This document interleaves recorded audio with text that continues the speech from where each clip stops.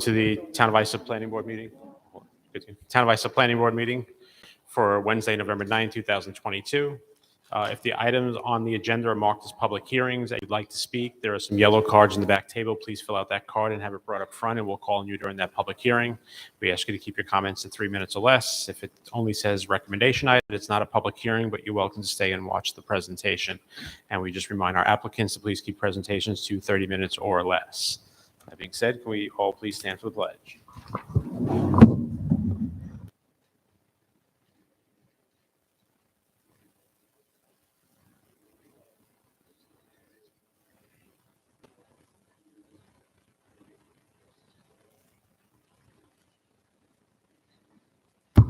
Thank you. First item on the agenda, site plan modification, public hearing, Sayville Plaza Development LLC, SP 2022-066, northwest corner of Sunrise Highway, State Route 27 and Johnson Avenue, County Route 112, Bohemia, 5181 Sunrise Highway.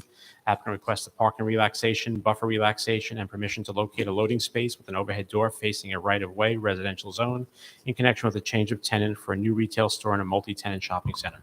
Good evening. Good evening, Mr. Chairman, members of the board. Appearing on behalf of the applicant, Eugene L.D. Nicola, 200 Railroad Avenue, Sayville, New York. As indicated, the applicant is requesting permission to relocate a loading space with an overhead door facing an unopened right-of-way and a residential district. Also, a parking relaxation and a buffer relaxation. Subject site is located at the northwest corner of Sunrise Highway, also known as New York State Route 27, and Johnson Avenue, also known as County Route 112, Bohemia. To the north is Karshik Street. Abutting on the north is Karshik Street, which is an unopened right-of-way having a width of 25 feet. Then a residence district, which dwellings front Frederick Street. To the east, across Johnson Avenue, is a multifamily residence development, Fairfield Townhouses at Bohemia. They are rental apartments. To the south is Sunrise Highway Service Road and its express lanes running in an east-west direction. To the west is a multi-tenant shopping center, again fronting Sunrise Highway. Now, the subject site contains 9.44 acres of plot area. It has frontage on Sunrise Highway of approximately 544 feet, frontage on Johnson Avenue of approximately 595 feet. The parcel is zoned B3, Business 3 District. It has erected thereon a multi-tenant shopping center consisting of 3 buildings having a total floor area of 99,524 square feet. The shopping center was issued a certificate of occupancy January 1988. The subject site will have 504 parking stalls. There will be 429 standard improved parking stalls and 75 land bank stalls. Currently, there is a total of 509 stalls, which includes the land bank, which were approved with the prior approved site plan for the development of the site. The subject site maintains a 25-foot buffer adjacent to the residence district on the north. So it's a 25-foot buffer. Then you have Karshik Street, and then the residence zone.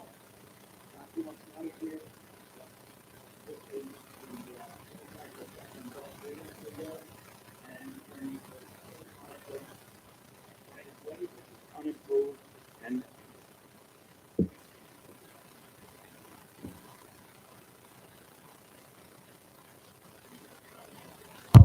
Just so they can see what you were just presenting.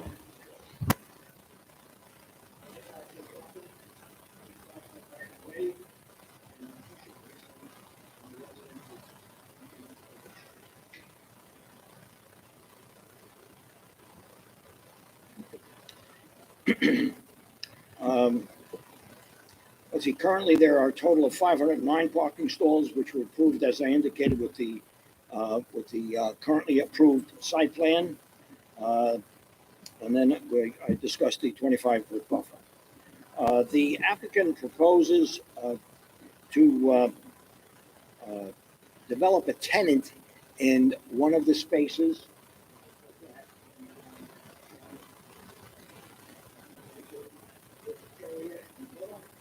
for a harbor freight operation. Harbor Freight is a large retailer of hand tools, power tools, and generators to homeowners as well as the construction trades. It is being located in the former space that was occupied by Modell's Sporting Goods store. The tool retailer requires its own loading area at the rear of its store. Although there is currently an overhead roll-up door, it must be relocated as proposed on the site plan, which was submitted with the application. The existing roll-up door will, of course, be closed up. A formal loading dock will not be constructed.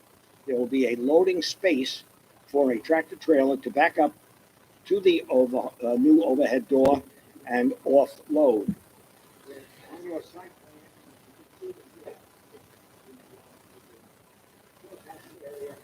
where the truck would back up and offload.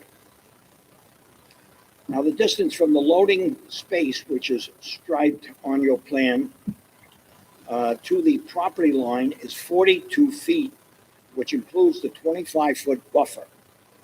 Then the unopened, unimproved right-of-way known as Karshik Street, which abuts the property line of the subject premises, which is 25 feet in width. So from the corner of the loading space to the residence district line, the residence district line is approximately 67 feet. From the corner of the building to the residence district line is approximately 73.8 feet. The applicant proposes to install a new 6-foot vinyl fence, and this is in addition to the stockade fence, which is on the property line, and that stockade fence will remain. So on the property line is a stockade fence in chain link, and that is a little area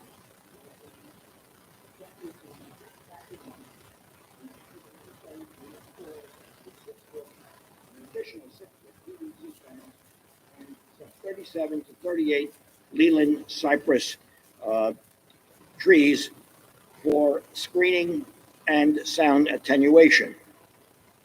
Now, the applicant is maintaining the 25-foot buffer, and as he indicated, will also install the Leland cypress, and they will be 6 foot in height, and an additional sound attenuation fence for sound attenuation and screening. The applicant is complying with the land development regulations by screening the loading space and installing an additional sound attenuation barrier. And it is also complying with section 68-315C of the Business 3 District, which requires a 25-foot buffer adjacent to a residential district. There will be no reduction in the buffer area. With regard to the parking relaxation, it amounts to 5 spaces from the previously approved 509. So the applicant will have 504 total spaces, 429 standard stalls, and 75 land banked. With regard to the buffer relaxation, the reason we're asking for buffer relaxation is the installation of the additional sound attenuation fence. So that would be more beneficial to the residential area than an imposition, if you will. As I indicated, there will be no reduction in the 25-foot dimension at all. Now, Harbor Freight is a large national retailer of hand tools, power tools, and generators, as I have indicated. It is not a hardware store. Harbor Freight has 1,300 stores nationwide. This location will employ between 15 and 20 individuals. It will be open 7 days a week between the hours of 8 a.m. and 8 p.m. Deliveries will only occur between the hours of 8 a.m. and 8 p.m. There will be no deliveries between 8 p.m. and 8 a.m., and that is contained in site plan modification conditions to which the applicant has agreed. There are approximately 1 to 3 deliveries per week. The store itself will occupy an area in the shopping center of 18,846 feet. The the the shopping center has a vacant area of almost 69,000 square feet currently, and has been vacant for some 2 years. Vacant stores are never a good thing. As I indicated, there will be no deliveries between 8 p.m. and 8 a.m. The applicant has mitigated any adverse impacts that could occur with regard to the request this evening. And Mr. Chairman, members of the board, I respectfully request that this application be approved. Thank you, Ms. Nicola. We're going to go to public comment, then we'll come back for staff report and questions. I have Joe Grillo.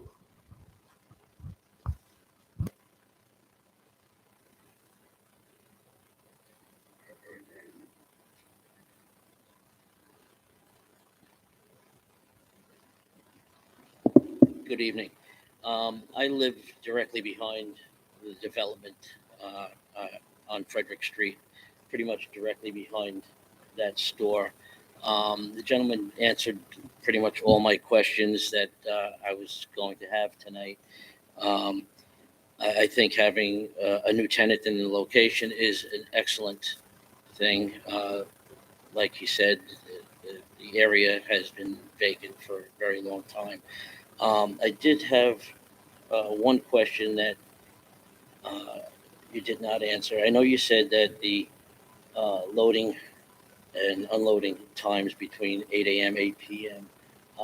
What about if they get deliveries after that time and trucks are back in that area? Are they going to be able to police that where trucks aren't sitting back there overnight idling? I know there are town codes that diesel trucks can't idle for more than a certain period of time. But do they have a plan in action for that? Yeah, we'll come back to that and answer both those, but there's a condition to that as well. Okay.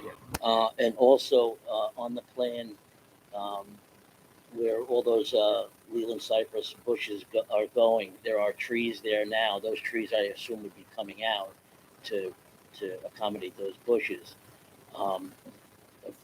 My property does not, it covers more than that location.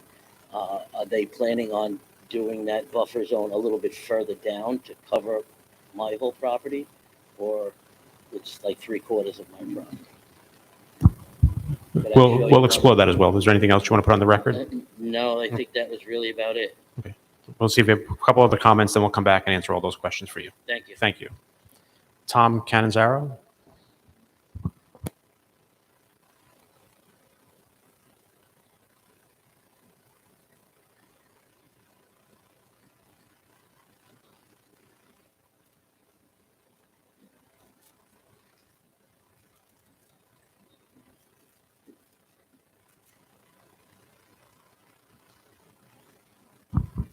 I'll just state for the record, Mr. Cannizzaro gave us a photo that we're going to make part of the record.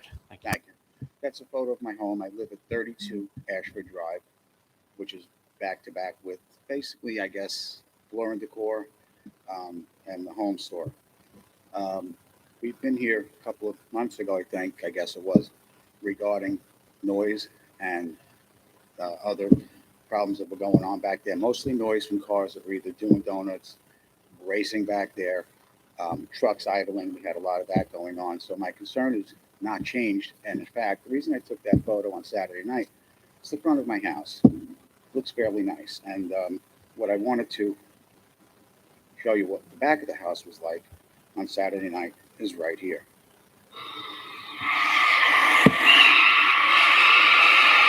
Thirty minutes of this. 25.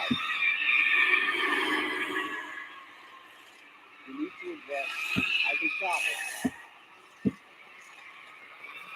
9:30.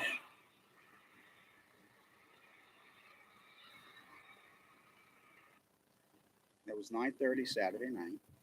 Went off for about 25 minutes. That was what I could see. 2 or 3 ATVs. This is right behind my house, obviously. I was standing on my deck to get this noise. We've got to fix that before anything else is considered. That's that simple. We've got to fix the property owner, property manager, whoever's here representing the new stores. Fix that. A relaxation zone is a problem all its own. Problem all the time. I drive 70,000 miles a year. It's my occupation. I know what truck stops are. I don't want it behind my house. None of you do. None of these people do. This has to be fixed before anything else. We were talking about fast food, I guess. I'm not sure if all of you, the same folks who were here. There were 2 fast food restaurants up for consideration the last time we were here, and we discussed this. What you don't see in that picture, that's the front of the house. Very nice. I can't enjoy my back. I don't have a relaxation zone in my yard anymore. I'm there 18 years. You add up the taxes, I paid about $250,000 in taxes, like all of my neighbors, not to have this as part of my property. I live behind a retail center. There's something wrong here.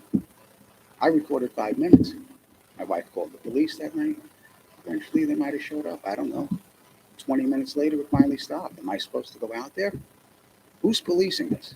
The folks that were here the last time representing, I guess, the fast food chains said that the zoning board sent them back to, to their corporations to solve something. We haven't seen anything solved. This is just a random Saturday night. How do I have someone over? This can be night, day. It's got to be fixed. Thank you. Thank you. Those are all the cards I have. Did anyone come in late? Ma'am, come on up. Just please hand in a card afterwards. Thank you.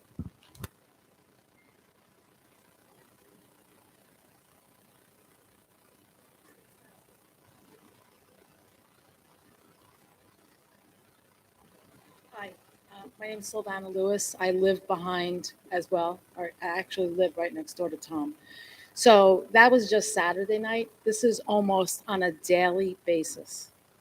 On a daily basis, there's someone doing donuts in the backyard of that back parking lot. There's once every couple of weeks, the fire alarm is going off for hours. Hours. My husband was playing tennis with my son the other day, and there were people stopped right behind our yard, smoking pot and, hanging out, doing all this stuff. Trucks are stopping constantly. It's like a pit stop for them. Buses, school buses. The other day there was a school bus there. You got like the dumpsters being filled, there's banging. This is at 6 o'clock in the morning. My dog is afraid to go outside in the backyard by herself. She doesn't want to go outside anymore because this is constantly going on. Every single day, someone is either doing donuts or screeching their car, or there's motorcycles going on. I also videotaped it. I have it on my phone too. And I called the police. And by the time the police get there, they leave and then they come back an hour later. Sometimes it's at 6 in the morning that this is going on. So, and I understand it's 2 different owners for the different strips, but it's just, what I don't understand, and I'm still trying to figure out, when Kmart was there, we didn't have these issues. So I'm trying to figure out why all of a sudden we're having all these issues. So since Floor & Decor came in and they started doing all these things, and now we have like that other strip, we've had issues almost every single day. There's something. We're constantly calling the police. And I'm afraid they're going to come through the fence too. And actually they did. At one point they came through the fence, and then Floor & Decor, the owners of that shopping center, put in a new fence. But this is what's going on. Like I feel when that happens, I don't want my dog there. I don't want my husband outside, by the fence. I'm worried for their safety. I shouldn't have to live there. And you know what? I have lived there for 32 years. I shouldn't have to deal with this. I pay a lot of money in taxes. So something needs to be done. And actually what Tom said about that the other owners of that other strip, they said they were going to do things. They've done absolutely nothing. And we keep sending the videos to the attorney for them. And he just says, oh, we're trying. We put cameras there. Okay, you put cameras there, but you've done nothing. We're the ones that have to live with this, not anybody else. Thank you. Anyone else wish to be heard on this application? Not seeing anyone, I'm going to go to Mr. Gonzalez to give us a staff report. Thank you, Mr. Chairman, members of the board. As the applicant's representative stated, this is a business 3 zoned, almost 10-acre parcel, currently improved with 3 separate buildings built in the 80s and 90s that have a multitude of retail, restaurant, and other commercial uses. The application before you tonight involves a change from a vacant retail unit to a new retail operation, which is Harbor Freight. There is a proposal for a new loading zone with an overhead door at the rear of the building for 1 truck and noise and visual screening along the north in the buffer area in the form of a 6-foot-high vinyl fence stretching approximately 150 feet in length with a double row of Leland cypress at 8 foot on center, 6 feet high. In order to provide adequate truck maneuverability, 4 existing parking stalls along the northerly curb line at the rear of the building must be removed, and an existing transformer must be relocated. The new loading area is not a loading dock.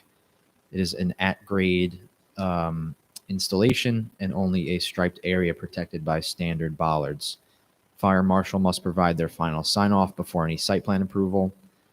1 additional stall is being striped south of that against the building, and 2 other stalls in the main parking lot are being removed from the overall count as they are obstructed partially by light poles per the last approved site plan. So that's where the removal of 5 stalls from the property is coming from. As the rear of this building is relatively close to the residential lots on Frederick Street, staff strongly recommended mitigation be provided along that northerly buffer area to protect them. Although there already is truck movement and loading activities currently taking place behind the building for other uses, the proposed fence and plantings is a necessary measure that should lessen any visual and noise effects from the new loading zone.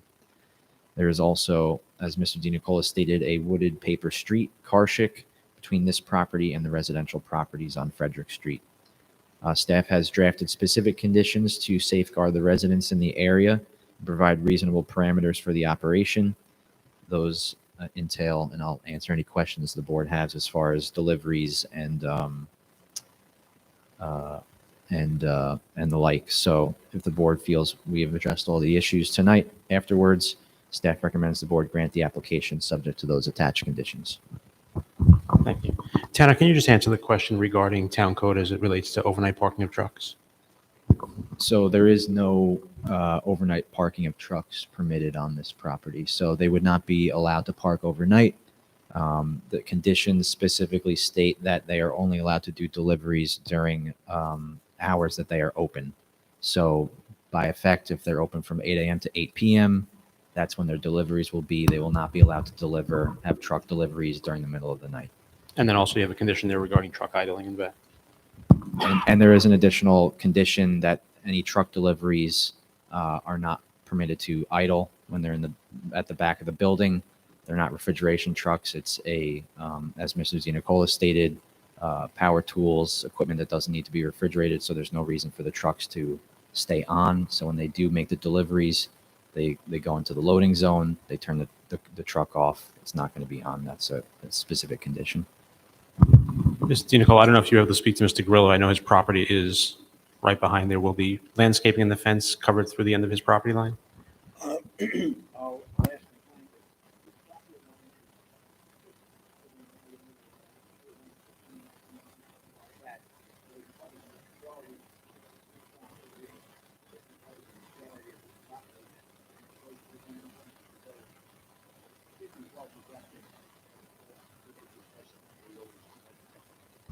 I would appreciate it if you could do that as well. I know the other residents here spoke about the other property, which is the neighboring property. That application still is not back before us. I thank you for bringing that information back to us again, because that applicant would like to come back before us. and those issues need to be addressed. I additionally want to get you two things. One is, in addition to calling the PD, I want to get you a phone number that you can call on a Saturday or in the evening when that is happening out there. I'd also like to get a copy of that video so we can bring that back to the landlord and also get maybe town code enforcement out there when that happens, since the PD is probably not going to respond as quickly and they're gone already. So we'll give you some contact information to reach out to us directly, and I'd also like you to email that video to us as well. Thank you. I will, just separate and apart from this hearing because we're keeping a record, but I'll get you our contact information and I can't just, ma'am, we'll deal with that with the new conditions that we put in place. Are there further questions from board members? Mr. Brown? Well, yeah, first of all, yeah, I think there's trucks idling behind their property, which would probably be something maybe from Panera or, I don't know if T-Mobile would have trucks there too. But when you send the town code enforcement there, because I guess Tanner, they're not allowed to be there at night, right? Correct? And that's something that the town can correct? As far as trucks staying there overnight, to my knowledge, they're not permitted to leave, large trucks there for deliveries and keep them there overnight. I don't know the specific conditions that were implemented when either the Panera was there, as far as deliveries are concerned, but as far as the Harbor Freight unit, we'll be restricting their specific Yeah, deliveries. for Harbor Freight, it hasn't been part of this problem because they're not there. And this applicant hasn't been part of the problem because they're not there. And I hope that the applicant's listening to the concerns of the neighbors, to be a good neighbor. As far as this shopping center is concerned, yes, we do address our tenants to these problems. And I don't believe the problems that the neighbors mentioned, that the last two speakers mentioned, affect this particular center. I think they're talking about the one to the west. Yeah, well, it's two different property owners between the two centers. Yes. But hold on, please, because we're trying to keep a record. So also, Mr. DiNicola, now in the back, you can have security lighting. And that'll be a negative impact on the neighborhood? I don't think that it would be negative because it would just be on our property and would not, there would no light migration off the property. You do have the 25-foot buffer. These 6-foot Leland cypress, they go pretty couple of feet a year, so they're going to be reasonably high in a couple of years. That 6 feet, they're pretty good too. But as far as lighting, that's would be actually for the benefit of the neighbors to keep people from going back there and doing bad things. But as far as the delivery, they only deliver to this tenant when they're open. They cannot deliver at any other hours except between 8 a.m. and 8 p.m. Okay, thank you. Are there further questions from the board? Would the applicant like to add anything further? Nothing further, Mr. Chairman. Is there a motion? Mr. Chairman, I'd like to make a motion to close this application and close the hearing and grant the application, subject to the conditions being signed and executed. Yes, we have agreed to them and they will be signed tomorrow. Thank you. There's a motion by Mr. Brown to close the public hearing and grant the application subject to the covenants and restrictions. Is there a second? Second by Ms. Ruggieri. All in favor? Opposed? Abstentions? The application is granted. Thank you. Thank you, Mr. Chairman, members of the board. Have a good evening. And Mr. Colgan's going to bring out the information to you on the phone number for after hours and to get that video emailed over if we can. It's coming down to you now. Thank you.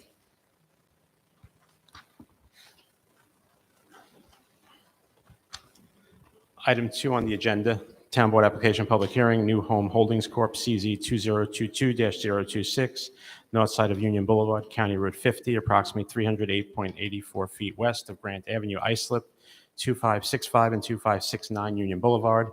Applicant requests a change of zone from Residence B District and Industrial 1 District to All Residence CA District in order to construct 16 townhouses.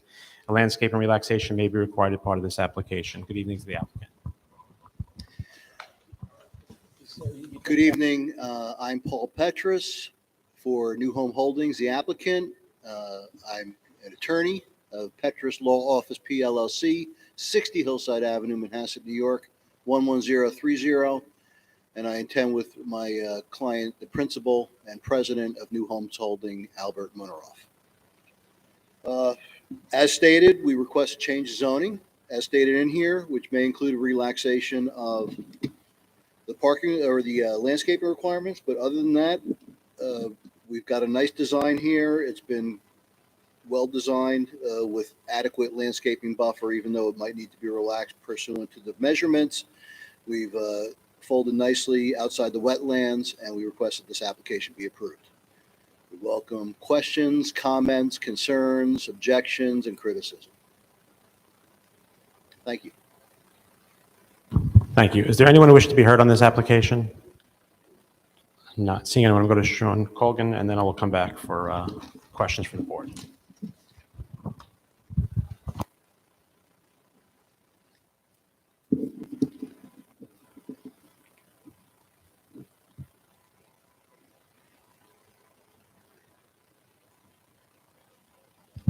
Thank you, Mr. Chairman and members of the board.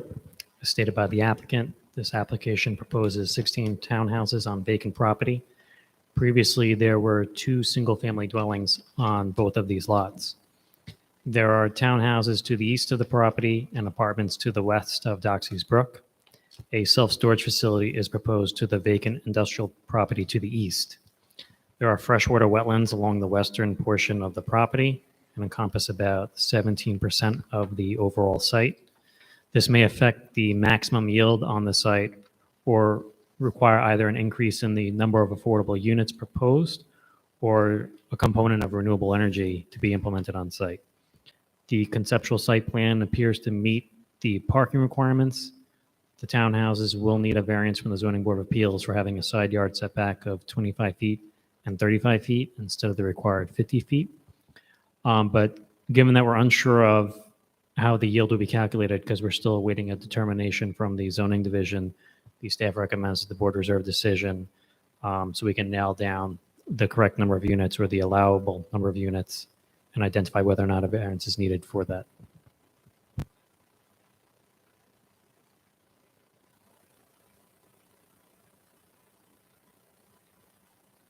Thank you. Are there questions from the board? Mr. Brown. Yeah, Sean, could you go over the freshwater wetlands along the western portion of the property? And this may affect the maximum yield of the site and require or increase the amount of affordable housing? Yes, so in the code, whenever you abut wetlands, it diminishes the number of single-family homes you can put on a property. So in this case, the wetlands, that portion of the property needs 2 acres basically per wetlands in it, corresponding buffer area to count as 1 unit. And the rest of the zoning, which would be CA, would be, 1 per 6 roughly. So not to over confuse, but the wetlands is in the code reduces the amount of yield. If there was nothing there, I think he could apply for as many as, in the 20s. So be it as it may, that might affect the yield and reduce the number of units he's allowed by code. However, there's a provision in Resident CA where they can get bonus units, and you can do that through a number of means. The most utilized means are, generally speaking, increasing the number of affordable units or using renewable energy. And there's a formula in the code that dictates how many more units he gets. So if the wetlands yield diminishes the number of units he can get, which in this case is for 16, in order to get to the 16, he needs to put renewable energy in some of these units or all of them and possibly increase the number of affordable units beyond the 2 that's on the site plan. Further questions from the board? Mr. Moriarty?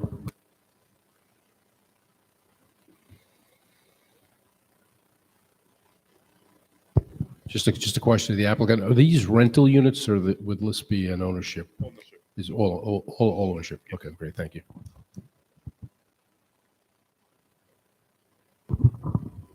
Anything further from the board? Would the applicant like to add anything further? Just to, we appreciate your attention to the details. The current plans do include 2 affordable units. We've worked around this to basically fit in a nice sized project and to leave these wetlands obviously free as they should be. But it really makes a nice utilization of the remaining land, and you're going to have these wetlands open forever, which is, we feel justifies the reduced density we have, and hopefully it will not be further reduced. Otherwise, the project might not be feasible. Thank you. So we need to get an answer, obviously, to that question, and then we'll obviously have more questions for you at that point. So thank you for coming out tonight. Is there a motion? Ms. Moriarty.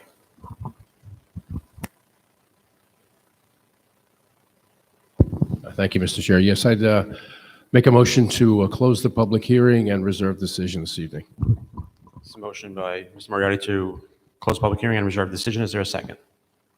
Second by Mr. Brown. I'm sorry, Mr. Bruno. All in favor? Opposed? Abstentions? We're reserved. Thank you. Thank you.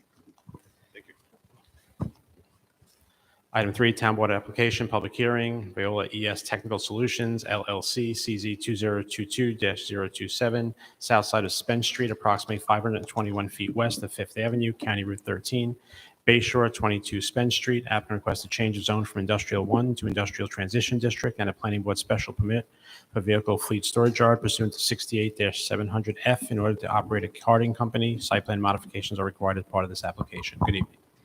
Good evening, Mr. Chairman. Philip Butler of the law firm of Farrell Fritz on behalf of the applicant. I have some additional certifieds to hand up and also some materials for the record, if I may. Thank you. We'll make those part of the record.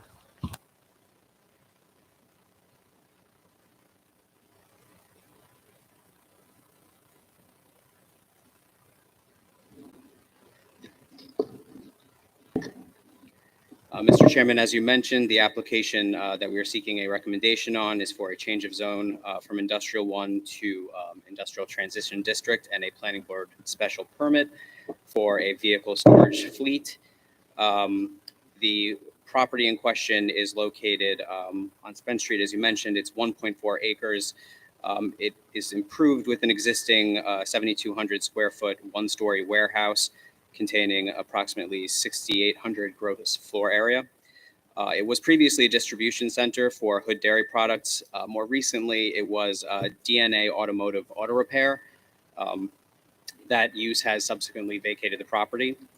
The project that we are seeking approval for is a carting company with, as was mentioned, an outdoor vehicle storage for 1 to 12 service vehicles, which would be box trucks, and 2 to 3 trailers. The repurposing of the existing industrial warehouse would not change the footprint, so that would remain the same. Any changes to the building would be interior. The hours of proposed operation would be 6 a.m. to 6 p.m. Monday through Fridays, occasionally on Saturdays. There would be 1 or 2 on-site employees. However, most of the employees for the business would be service crew, and they would pick up the vehicles in the morning and would be out on routes picking up materials that are then brought to the site and transferred to a trailer. Overnight, there would be nothing on site except for the trailers and empty service vehicles. We think this is a good adaptive reuse of an existing industrial facility for a number of reasons. First and foremost, the property previously was an automotive repair use, but quite frankly, the landlord isn't here, so I'll say it was an ugly use. It wasn't particularly attractive, and the property wasn't particularly well maintained. So the property is going to be cleaned up. We'll be adding street trees and landscaping per the slider regulations, something akin to what has been done across the street and to the property to the east to bring it up to code. On the street, there will also be repaving, new curbs and sidewalks along the property frontage. Importantly, this is also a clean use. This is considered, I suppose, a carting use in that waste materials are brought on site. However, the facility is heavily regulated by the DEC. Nothing that comes onto the property is stored there. All materials arrive on site with service vehicles, and then they're moved off site on full-size trailers for destinations in New Jersey within a day or two.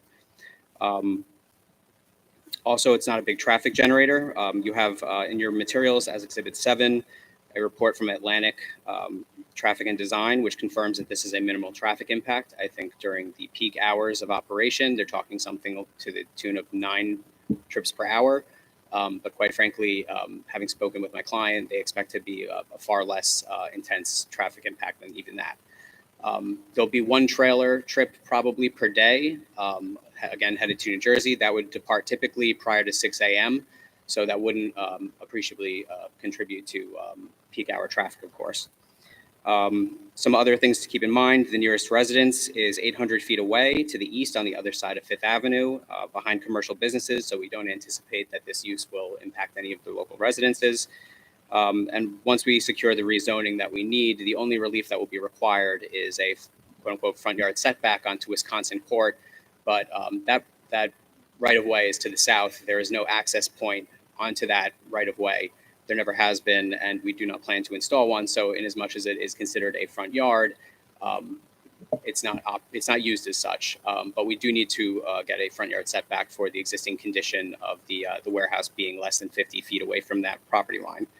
I'll also mention that there is an existing facility very similar to this one that's been operating in Wantagh since 2008 without any incident. So that's really all I have for the board. Again, I'm joined by Dan Peterson from Bowler, as well as Ethan Chakosky from Atlantic Traffic and Design.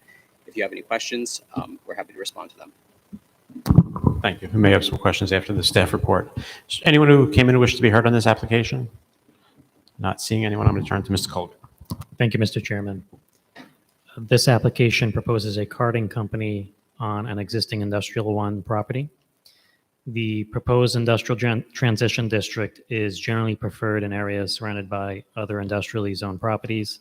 The surrounding area here consists of Industrial 1 and 2 properties where outside storage does exist. The conceptual site plan shows compliance with landscaping and parking. As stated by the applicant, a modest front yard setback variance is needed from Wisconsin Court.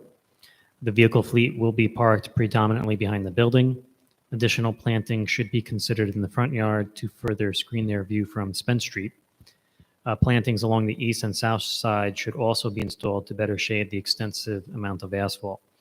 The south fence along Wisconsin Court should be located along the property line to accommodate those plantings. So we'll leave it up to the board. It's not shown on the site plan where any additional plantings might go. We can work that with the applicant or reserve decision and explore it further with them. Can you speak to the plantings as well as the fence on the south side? I'll direct you to Exhibit 4, which is the site plan, and you can see that the south property line jogs out into basically the paved, semi-paved area of Wisconsin Court. So what we were trying to figure out is who's been using that portion of the property that's basically been excluded by that fence. So the plan is to remove whatever vehicles or debris is there, and if we have to move the fence, we can do that. But I think that's something we can probably work out as part of the site plan application process. I don't think my client will have a strong objection to relocating the fence and adding some plantings there if required. But I think we can take that under advisement with engineering, certainly. So is your position you would agree to move the fence? I will consult with my client and I Okay. can respond to that. Okay. Yes. That was easy. Yeah, there you go. Anything further from the board? Ms. Fergiari. Yeah, Mr. Butler, just a clarification.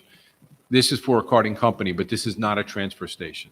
You did mention that there will be trailers that come on and maybe for a day or two, there may be the trailer staying on site till it's transported out.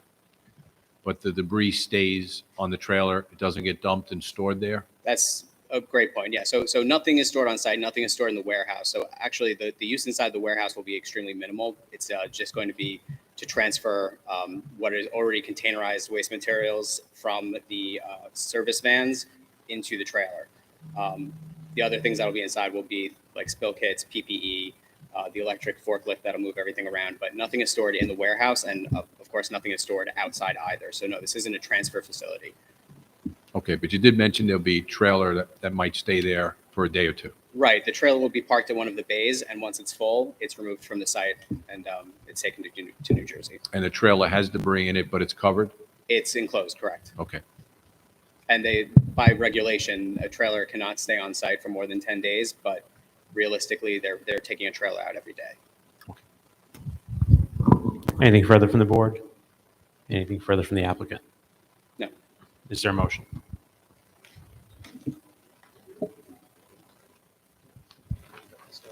Yeah.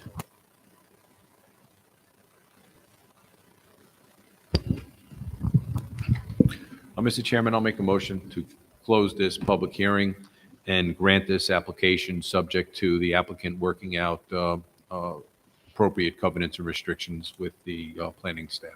It's a motion by Mr. Frugieri to close the public hearing and grant the application, subject to the applicant and planning staff working out covenants and restrictions. Is there a second? Second by Mr. Matamore. All in favor? Opposed, abstentions, the application is granted. Thank Thank you. you, Mr. Chairman. Thank you, members, and thank you, staff. Have a good evening.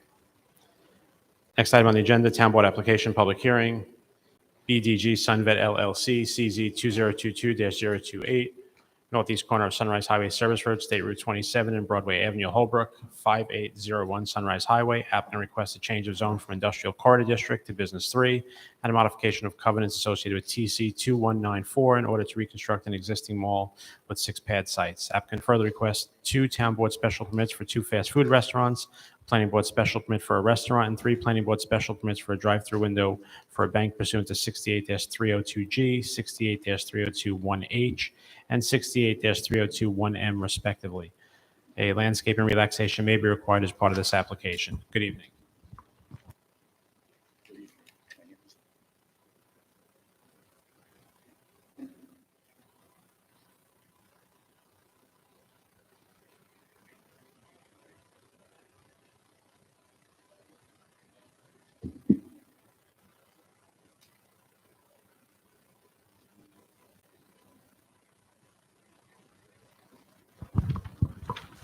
We will make those part of the record. Thank you.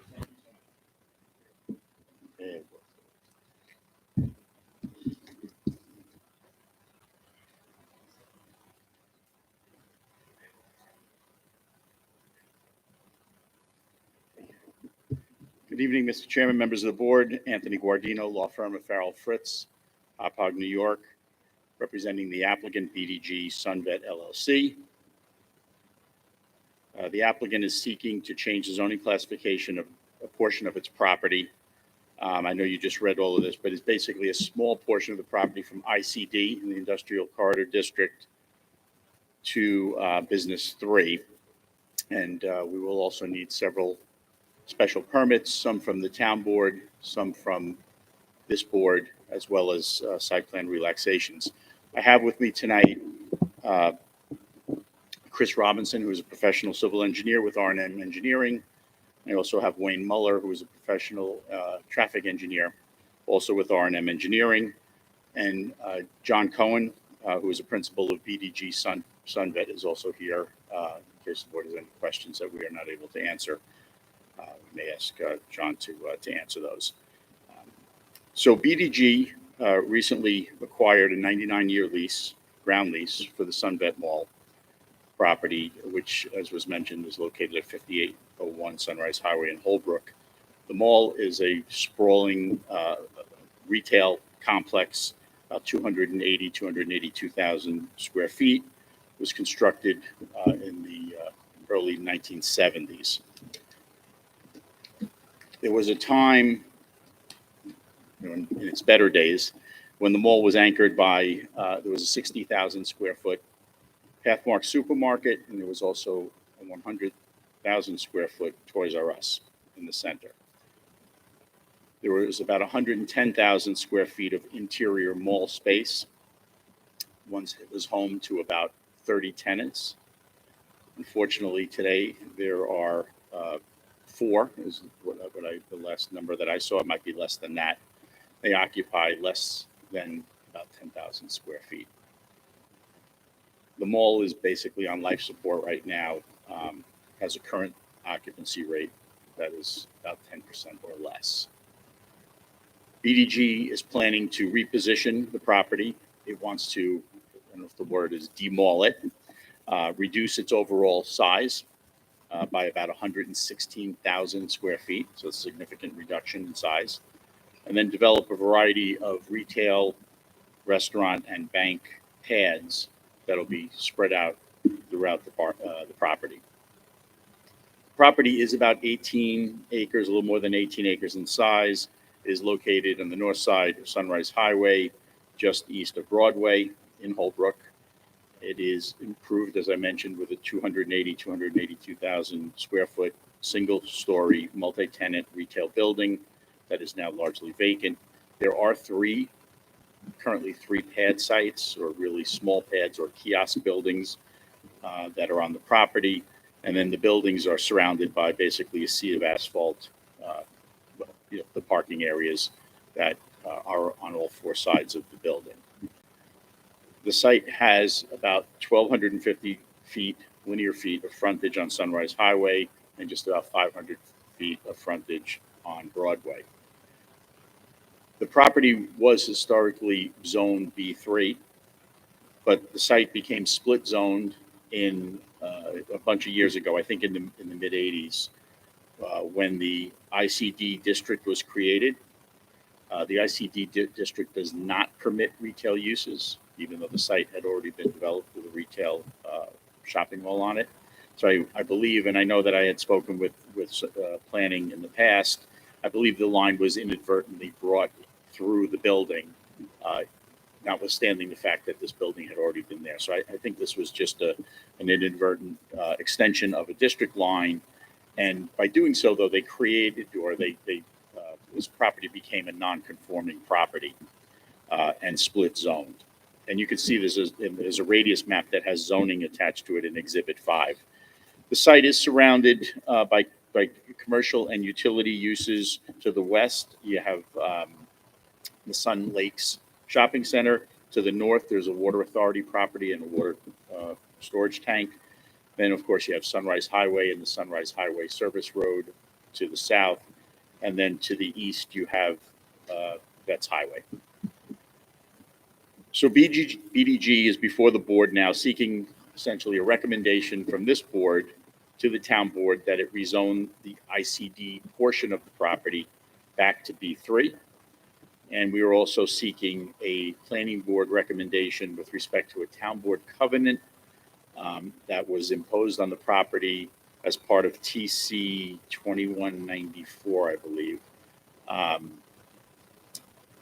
That reads in a way that seems to require that whatever is done on this property must fully comply with all zoning. And of course, we're not complying because we will need some relaxations from this board. So the planning determined that we should probably just modify that covenant, which we're happy to do. The development that's proposed will also include 2 fast food restaurant pads. They will require town board special permits for each. The planning board special permits will be required for the family style or sit down restaurant that's proposed on the property, and 3 drive-through windows that are associated with each of the 3 bank pads that are on the property. And then, of course, we will need site plan modifications. We will need a modification from the landscaping requirements, but we will also need modification from the drive-through lane queuing requirements for 2 of the 3 proposed banks and 1 of the 2 proposed fast food restaurants.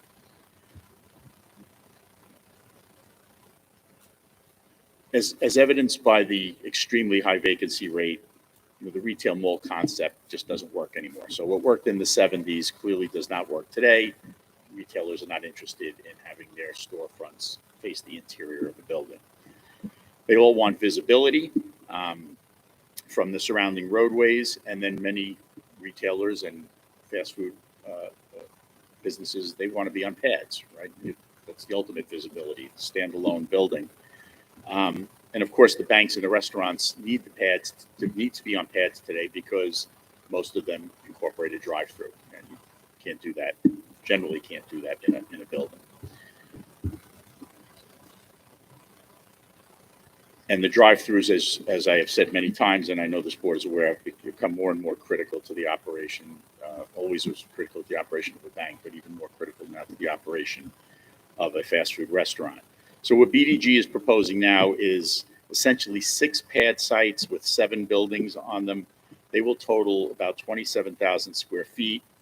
The 6 pads will actually contain 8 tenant spaces. There will be 5 drive-throughs.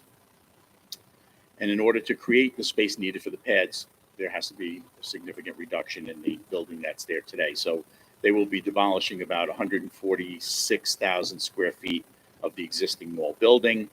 And then the remaining portion of the mall will be reconfigured for up to 3 anchor tenants, including 1 supermarket. And then there'll be several smaller tenant spaces, inline tenant spaces, that will be oriented towards Sunrise Highway. And there will also be a new loading area in the back of the shopping center, which faces the Water Authority or Water District property to the north that's facing Church Street. The 6 pad sites that are proposed will have the following occupancies. Building 1 will be a bank. It'll be 4,500 square feet. There will be a 10-car queue drive-through there. Building 2 will be the restaurant, the sit-down restaurant. No drive-through. There will be outdoor seating. There will be a total of 100 seats in the restaurant. It will be about 3,500 square feet in size. Building 3 will be a fast food restaurant, about 2,800 square feet, 74 seats, no outdoor seating, and there will be a fully compliant 12-car drive-through there. The 4th building will be a Starbucks. It will be a small Starbucks, and I'm not going to go into it. I'm going to leave that for Chris and Wayne to explain, but it's a concept with no seating. It's strictly a drive-through. There will be no interior space. It's only about 1,500 square feet. There will be 2 drive-throughs. One will be fully compliant, which is the conventional or traditional drive-through, and then there's this new concept, again, that I'm going to let them explain, which is for mobile order only, and that will have a shorter drive-through queue because it only needs a short queue lane. Building 5 is a bank, about 3,500 square feet with a 7-car drive-through queue. Building 6 actually has 2 uses, a proposed retail and a medical use. Total of about 7,000 square feet, about 3,500 square feet each. And then building 7 is proposed as either a retail space or a bank, about 4,000 square feet. And there is a proposed 12-car double drive-through on that pad. The old and tired facade of the existing mall will receive a long overdue facelift, a fresh new look. And if you look at, I think it's tab 9, you can see the color renderings. It's a vast or significant difference from what's there today. And the various retail, restaurant, bank, and medical uses retail uses will all be served by 984 space parking lot, which is more than is required by code. As Wayne Muller is going to testify in a minute, the drive-through queuing lanes that are proposed for the various spaces will all have sufficient queuing capacity for the respective uses. He's also going to explain this new drive-through concept that Starbucks is proposing here. And he will provide a brief summary of the favorable conclusions of his traffic impact study that his firm prepared, as well as respond to the comments that we received today from LK McLean.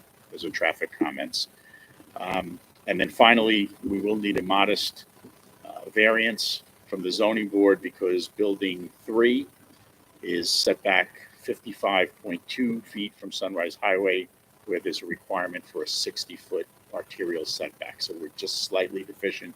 So it's very de minimis, only about 4 feet. So that essentially is the presentation. That's what BDG is looking to do here. I'd like to call first Chris Robinson to take you through the site plan, and then we'll turn it over to Wayne. Chris.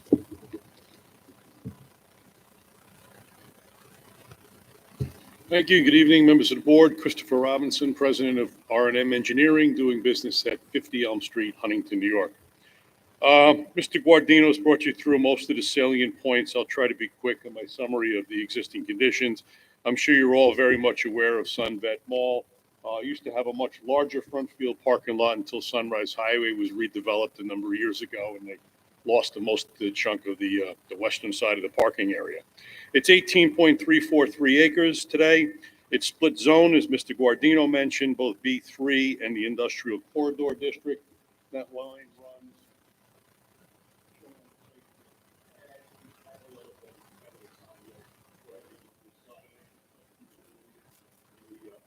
Parking lot. The proposed development is to remove a large portion of the 279,000 square foot Sunvet Mall and take down the 3 existing pad sites that are in the parking lot, 2 of which are bank kiosks, Citibank kiosk, a Bank of America kiosk, and a shuttered floral store. I'm not sure what it originally was built for. The building's going to have received some partial demolition. The main building in the back is going to be reduced to approximately 134,000 square feet with approximately 7 tenants in it. The interior pedestrian wall will be removed and reconfigured and incorporated into those tenant spaces. The parking lot will be reconfigured to contain 6 pad site areas, incorporating 7 separate buildings and 8 tenants. As Mr. Guardino just walked through, that being the bank pad in the northwest corner, the fast casual restaurant just south of it along Broadway, the fast food operation in the southwest corner, the coffee shop Starbucks, which I'll talk a little bit more about in a minute, a bank just on the east side of the main entrance, and then the retail, medical, and bank along the east property line. The coffee shop, this is a very unique one, probably the first one that the coffee shop's going to be building. They currently operate one off of Wisconsin Highway in Brookhaven that was built for chock full of nuts many years ago. It was a double drive-through concept, essentially just this coffee kiosk building, kind of like the old Photomat where you pull up on either side of the building and you could get your coffee. During COVID, I mean, Starbucks, the name's been out there a few times. I was operating the old chock full of nuts building. They found that during COVID that the mobile orders, everybody has an app today and you can order your coffee through the app, that was clogging up their drive-through lanes with people waiting to get their coffee, which is already ready, sitting on the counter with their name on it. So they've redeveloped their concept here, and we put a traditional drive-through window around the outside with the traditional menu board, order it through the microphone and pick it up as the window as you drive around the building. So on the plan, that's the one that runs around the outside and the inside of the building. They also provide a mobile order pickup window, which is on the south side of the building. That's the one we need the queue relief for. We're providing, I think it's 5-part queue on that. But this is for pickup for people that have already ordered their coffee on the mobile app and have already received a notification that it's ready. So they get their notification, it's ready, they come, they pull up right up to the window, pick up their coffee, it's already paid for, it's already done, they're handed to it, and they left. If they happen to get there a little bit early and it's not ready yet, we provide parking spaces shaded on where they're mobile order pickup spaces that are facing the drive-through lane. So you can pull up into that spot. There's a sign, a menu order in front of you. And as you're waiting in your spot, the board will flash up and it'll say, Mr. Bruno, your coffee's ready. And then you can pull into the drive-through lane right away and pick it up. So it helps really speed up the overall operation and reduce the queue length. So that's the unique component of that Starbucks. As I mentioned before, we have a couple of bank kiosks where the old walk-up ATM windows used to be. We're going to take them down and replace it, hopefully with the same tenants that are there. I can't speak for sure if they will be, but provide 2 traditional bank buildings with the outside ATM lane and the queue lane. And I think we all fully recognize that the 12-car queue for a bank is quite excessive these days. I don't know if anybody ever goes to an ATM window at a bank. I can't remember having more than 1 car in front of me in the last 10 years. All banking's pretty much done on the mobile apps. You can do deposits with your cell phone today by taking a picture. So nobody really has that Friday afternoon wait at the drive-through window at a bank anymore, putting their paycheck in. So it's all really taken care of. So the bank uses are significantly reduced from what they were many, many years ago. The main building is going to be comprised, as I mentioned, is 134,000 feet. We have a supermarket of 40,000 feet, a co-anchor of 58,000 feet that's on the west side facing towards Broadway. We have another 58,000 foot building is on the east side facing Veterans Highway, the 26,000 foot junior anchor facing Broadway, and then a bunch of smaller retails, 4,000 and 2,000-foot buildings, can handle more of your smaller mom and pop retail stores that may want to come back to the mall and operate it again. The pad sites, as I mentioned, we have the banks, the fast casual, the fast food, the coffee shop, and the other bank buildings. The overall redevelopment of this mall will reduce it from 179,500 square feet to 163,857, a significant reduction. As I mentioned before, it's currently split zone, B3 and industrial corridor district. We're seeking to bring it all the way back so it's entirely B3 when it's completely developed. There are currently 5 access points serving the property. We have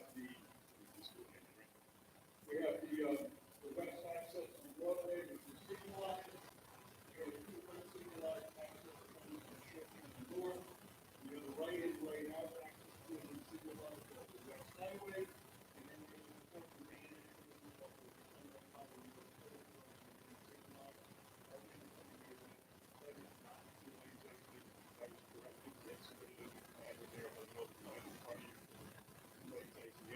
unsignalized driveway. So the access point you're being seen will be reconfigured, creating a good multiple roadway.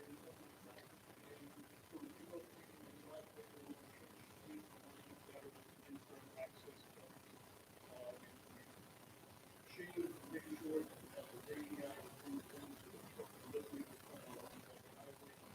Certainly not be able to the east and the north. We've provided, we're going to take some of the building down and provide a nice loading area that's the building wraps around on 3 sides in the back to provide a much better loading configuration. Parking, we need 965 spaces per the town code. We are providing 984 spaces, so we're not seeking any parking relief or any waiver. We do have some landscape waivers that we're seeking. We are increasing and improving the amount of landscaping on the site, but we will still need some waivers, the final numbers to be worked out with staff. But right now, we're looking for, we are required to have 20% overall landscaping, which is roughly 159,000 square feet. We're providing roughly right now about 117,000 square feet, so we need about a 15% waiver. The front yard landscape requirement is almost 80,000 square feet. We're providing about 48,000 square feet, so we're looking for a 30% waiver of that. But again, we are increasing all of the front yard landscape buffers from what they are today, increasing them, bringing them back to at least the 8-foot minimum along Sunrise, 10 feet along Broadway, and 10 to 15 feet along Church Street.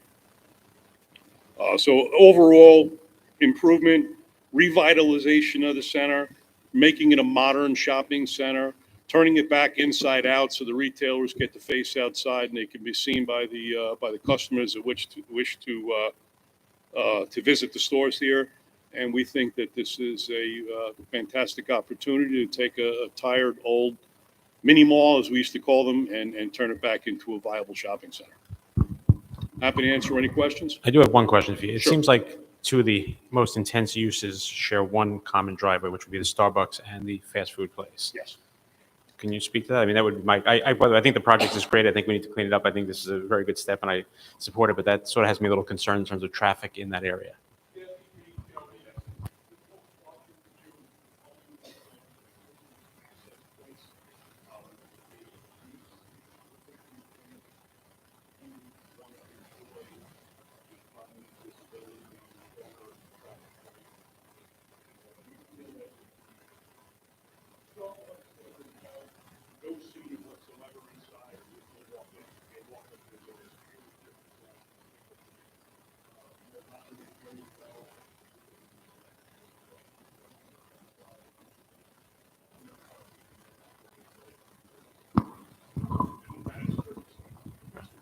I don't disagree with having those two tenants in the shopping center. And maybe a traffic consultant can speak about it, but having 74-seat restaurant and Starbucks with a heavy drive-through line, how that would work through that little entrance. There's only one entranceway and exit point there. As a matter of fact, turning out into the parking lot, if you have, I think it looks like 2 cars queued, you're blocking the exit for the Starbucks drive-through to get out. Certainly, I'll let Mr. Muller Yeah. speak to that in a minute. I'll be happy to answer any other questions you might have. Mr. Bruno has a question. Sorry to pick on you about the coffee, Mr. Bruno. Not at all, except that I don't drink coffee. But other than that, we're fine, Chris. But I have to say, you made the use of the app sound so good that my question is really very simple is, are we sure that in the future, the 5 is going to be enough and that people aren't going to move from the traditional ordering situation to using the mobile app? Well, the mobile app and having it ready, the key thing is you don't get into the line unless it's ready. Or if you do get into the line and it's not ready, they tell you to keep going through and go pull into those 2 spaces out front. So it's a very quick operation. You come up to the window, they're handing you your coffee, they're handing you your whatever they have, the little egg thing for breakfast or whatever their products are. It's a very quick turnover because the financial transaction has already taken place on the app. The order is taking place on the app. You have a distinctive name to pick it up with. So it's a very quick operation. Mr. Brown. Yes, at the far end of the application is the 3 buildings for retail. Do we have any idea of what type of retail we're looking at there? We don't really have any names on it yet. As far as the medical, there've been items interest expressed by like Aspen Dental, who's been looking to relocate in some shopping centers. So I'm doing one in Deer Park for them right now. That type of use that is very works very well to cohabitate in a retail shopping center. Okay, thank you. And the bank there can be a bank or a financial institute or one of these other operations that would take that space. Right, and as far as the application, I don't know of a shopping center that needs, something to be pumped into it more than this one along Sunrise Highway in the town of Islip. So, I'm very excited about this project. Thank you very much. And it's very exciting to work with SPLM, our architects that are putting this together. I've just done 2 major shopping center overhauls with SPLM, and they do an absolute beautiful job on Run 10 in Huntington. We just completely redid 2 shopping centers there, and they did a fantastic job. Very similar style of the architecture that we're proposing here as well. So if anybody gets a chance to look over there, you'll see some beautiful work. Thank you. So I'm going to introduce Wayne Muller, our traffic expert, and he can answer those other questions. Good evening. For the record, Wayne Muller, Robinson and Muller Engineering, offices at 50 Elm Street, Huntington, New York. A lot of the items that were discussed by Mr. Robinson and Mr. Guardino are contained in my traffic report, so I'll be very brief as to the contents therein. The study that we prepared was dated October 2022. It was submitted to the town and to the town's consultant, LKMA Associates. LKMA reviewed the study, and they offered a memorandum, which we received yesterday. And I'd just like to briefly go through the items contained therein. My glasses. As indicated in the report, McLean Associates indicated that the property is situated on Sunrise Highway, which is a state highway. As if this application were to proceed forward, we would obviously make application with the state in regards to the potential traffic impacts associated with the project that we would definitely adhere to, and the reports and the plans will be submitted to the state at a later time during the development. McLean Associates also indicated that they agree with the traffic generation calculations that we present in the report, and they also indicate that that we were very conservative in the way that we analyzed the traffic. We did not take any discounts for pass-by traffic, which would be a pretty significant component for retail uses of this nature. But to be conservative, we did not do that. In addition, McLean Associates indicated that we were probably a little too conservative in estimating the traffic or utilizing the traffic or superimposing the traffic generated by Islip Pines, which is located on the opposite side of Veterans Highway, within this study, because in all likelihood, the development of that property is significantly beyond the date that this project would occur. So we were extremely conservative. They made some recommendations in their report as far as mitigation. One of the key things that they indicated was a traffic signal to be installed on Vets Highway at Church Street opposite one of their main driveways. McLean Associates indicated in their review that they would like us to remove that traffic signal and then provide a supplemental analysis that showed the impacts of that. We reviewed the analysis that we prepared. We did not believe that that's going to change the results of our analysis in any way, shape, or form. They indicated that we should highlight some anomalies within the crash analysis that are contained in our report based on the data that we received from the state and highlight that to the state. We will obviously do that in the report that we submit to the DOT. They also indicated that there may be a potential site distance limitation.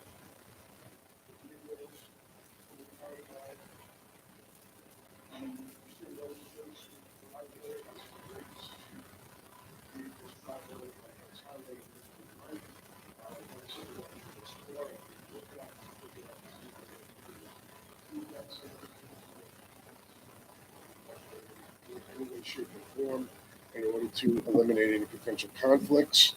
As McLean indicated, and as Mr. Robinson and Mr. Guardino indicated, we exceed the parking requirement of the town of Islip. In their document, they indicated that they don't anticipate, and neither do we, that those spaces will be fully occupied in any way, shape, or form. In regards to the operation,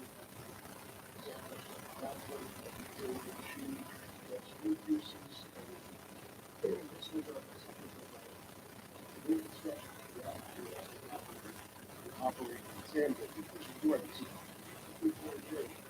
one thing I would like to add is that they like to make that's been operated so they not this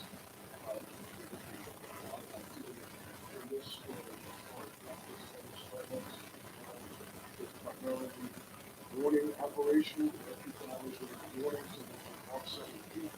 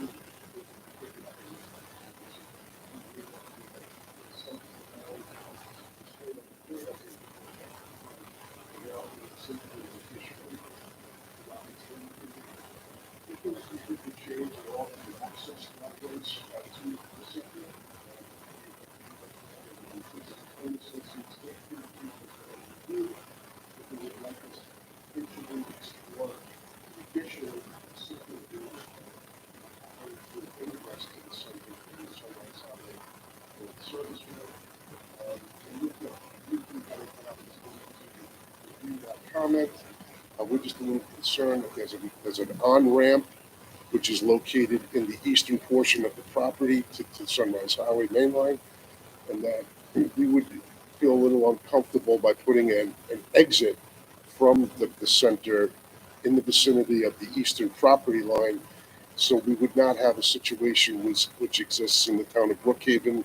I can't remember the name of the street where Home Depot is, and what is it called? Gateway. Yeah, Gateway, where you had, that's been a problem for years. There's been many ways to mitigate it where cars would come out of Gateway Drive and then shoot across the service road into the on-ramp. I think that's going to be something that's going to be very prevalent in the state's mind as we submit the plans. However, if they did bring up the point that two guests only off the service road, we attempt to alleviate a little bit of traffic in driveway and possibly improve the circulation. So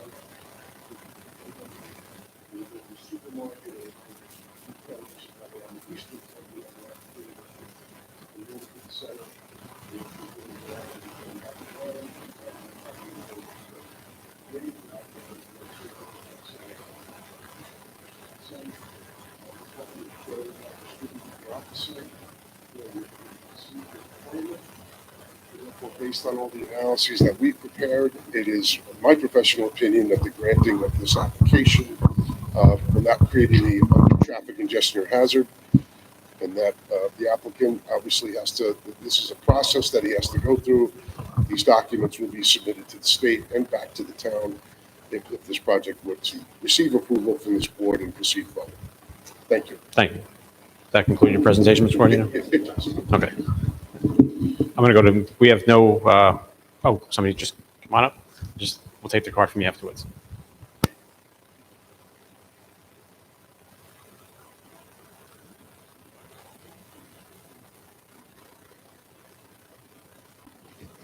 Hi. My main concern is Broadway Avenue. I've lived in Holbrook for 30 years, and, you know, all that time, I've seen the Sunvet Mall go downhill. The traffic coming from where Stop and Shop Center is on the other side of Broadway across tends to be the issue, that intersection. So I'm very concerned with that crossing. People go from one shopping center into the other, and then you have people going south. And so I don't know how much they've really looked at that, but right now is a problem. And so I'm hoping that whatever they can do, because I see a lot of these drive-throughs that he wants to put it inside the whole shopping center, but I'm more worried about the traffic going in and out of the main part of the shopping center. I mean, I'm also worried about so many drive-through facilities within the parking area, because if you've ever gone to these shopping centers at Christmas time, people drive like nuts. And I've been in that shopping center with less people in it when we only had a couple of stores in there, and they drive like nuts. Now you're going to have all these circular patterns of traffic going on within this big area. I'm just a little concerned. I'm not saying it can't work. I'm just a little concerned. Mostly I'm concerned about Broadway. So anything they can do to get more traffic away from Broadway, entering and exiting that, because I'm just afraid that's going to just bog down in there. So if they can put other entrances or try to get the flow going differently so it keeps away from Broadway as much as possible, I think it's just going to not have a problem with people going down to Sunrise and making the right. It's just that one light there is just a bad spot. My other issue is, and I know they put a lot of work into this, but I'm on a lot of Facebook groups, and unfortunately people don't come out to these meetings, but nobody wants 3 banks. We want good shops. We want a Stu Leonard's. We want a Whole Foods. We want a nice big store. I mean, you look at what they've done on Sunrise, where now they have Floor and Decor and all those big anchor stores. That's what we want in Holbrook. We don't want them to put a bunch of smaller stores in one big, another Aldi's or another Lidl that we don't need, and then put a bunch of little stores that wind up being filled by a vape shop, a Chinese food, fast food place, a card store, and a nail salon. We want big, good stores like you get on the North Shore. The South Shore always seems to get the shaft when it comes to getting the big high-end stores. I mean, Sayville did really well. I'll give them that. But you took what was a mall, and now we're going to get little shops and maybe a Starbucks that's also little. And we have so many Starbucks. We have Starbucks across the street in Target. We have one in Bohemia, and we have one in Padua. Can we do better? I really wish they would have asked the public more about what they want there, because it doesn't seem like, what I'm hearing online from the moms that are going to be shopping there, this is not what they want. Some of them want Starbucks. I don't know if they know that's the Starbucks they're getting. They think they're getting a regular Starbucks, but they're getting Starbucks. But They want shopping. We need stores, good stores. I don't want a bunch of little card stores and like I said, vape stores. We have 3 vape stores in Holbrook. So we're trying to upscale the neighborhood. So whatever they can do to get in some nicer stores, Whole Foods would be great, a Stu Leonard's. And then I get told, oh, it's up to the people to call the companies. Why do we have to do it? Why can't the developers call them? They got more clout than we do. If I call up Whole Foods, they're going to laugh at me. They have more pull. You know, we want something good there. So I'm just throwing that out to you guys. I don't know if you guys have any pull with getting, you know, better higher end stores in Holbrook, but we would really appreciate it. And like I said, I'm just worried about Broadway. And, you know, we also have between vets in there, there's a school bus stop that I don't even think should be there. They can't go into the apartments. So the bus actually stops where there is like a pullover to turn into the school, into the apartments. And when you come off of Vets, if you come off too fast, you can rear end that bus. But the town lets them let the kids off there, and they say the bus doesn't have to go into the actual apartment complex. So it's a bad area. So it's got to be looked at carefully. Thank you. Thank you. And your question on Broadway, I know that Mr. Brown has some similar questions, and he'll ask those during the board member comment time. I'm going to go to Mr. Colgan for a report.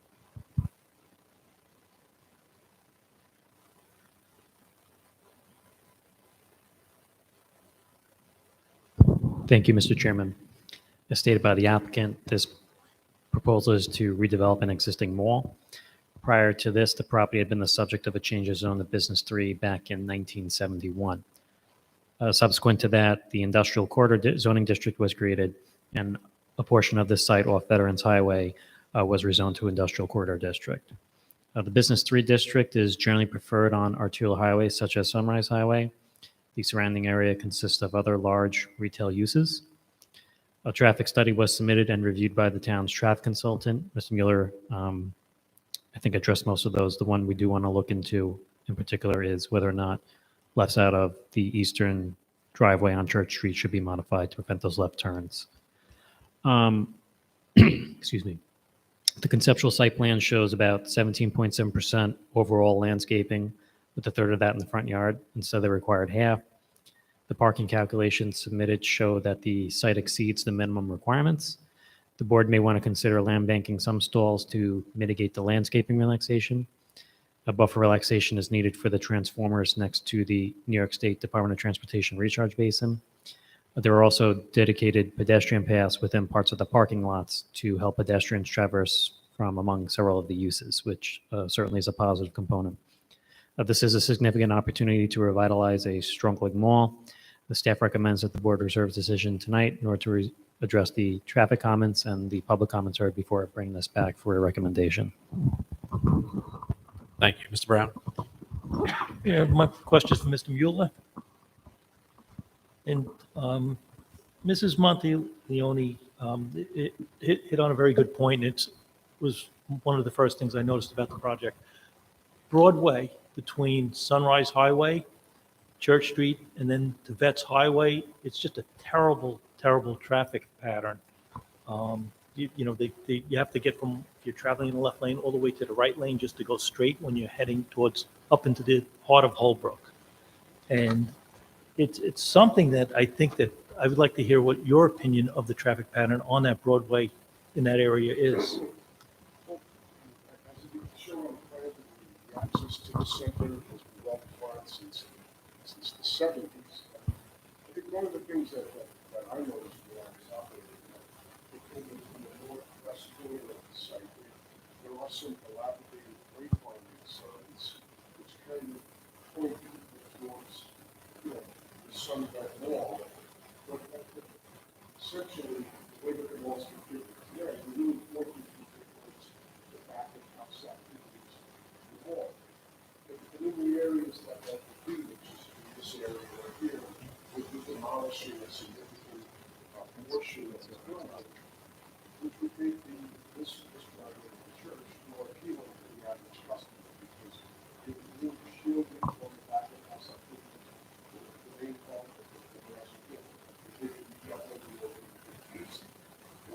the site's very good access from that highway. So if I lived here, which I don't, I'm thinking, I was coming from north and north and north and west, north of St. Bet's Highway. To me, I would just travel down Bet's and then come into the center this way and then go back out. So I think, based on the fact that the site has very good access to the major roadways in the area, I think a lot of those situations, self-adjusting. Well, it does have access, but I don't know about very good, because if you're coming from Vets Highway, certain hours of the day, that's really backed up all the way. And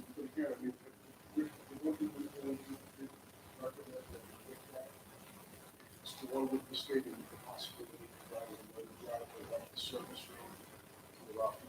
And then we're trying to disperse the traffic as best we can. Obviously, it would be significantly close to the point, the traffic signal at one way and the traffic center and some center on the opposite side. The road is actually controlled by the DOT. It's closely coordinated to this traffic signal here, so I would actually these documents are submitted to the state of the law analysis shows that we will have a significant impact in the operation of this area. They're gonna take a hard look at it, and possibly conduct some minor improvements that we can take specifically into consideration. The one thing I didn't point out in my presentation, which is in that report, is that we're reducing the square footage of retail activity on the center by, by over 100,000 square feet. So in theory, we would be lessening the impact from a traffic perspective. I think you're going to have more traffic than there today. Trust me on that one. But what I'm saying is if we were to reoccupy the existing building area, which is almost 300,000 square feet. the traffic Right. right now is And when Toys R Us was there and, Red Wing and Pathmark and everything, it was a very tough pattern right there. So I think it's something, we had a similar situation on the other side of Broadway when we were doing Target, and then we did the assisted living on the other side. And it really worked out well. So I think it's something, I don't know if it's just the way it's striped, the traffic pattern or something, but I think it's something, when you have people coming from the north to the shopping center, to get into the shopping well before they get up to where you have the entrance there now.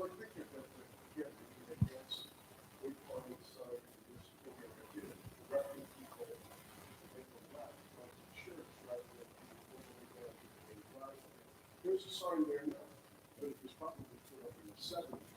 But again, it wasn't very lighting come to the rear of the shopping center in its current configuration because of all the back of house activities that were on the north side of the building. Well, for instance, it's one of the main drive that in those concepts, the site which makes that actually traffic come down to the church and the center. You could like to find a prominent sign with an arrow saying entrance here, to at least split the traffic. Right. So we're kind of bound by, you can see the filter over here, which is lots of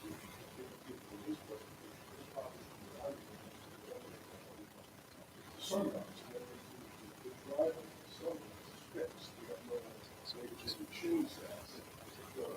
One of the driveways is the property of the building, and the state took the property of the builder sunrise. We the driveway, we got to get to the board and get the custom. So we kind of doing it in this transition. But the volume center would be the case. The capture people coming this way. It would alleviate some of the traffic at this intersection. Okay, I'm fine with it. I just ask that you take a real hard look at that strip between there. Absolutely.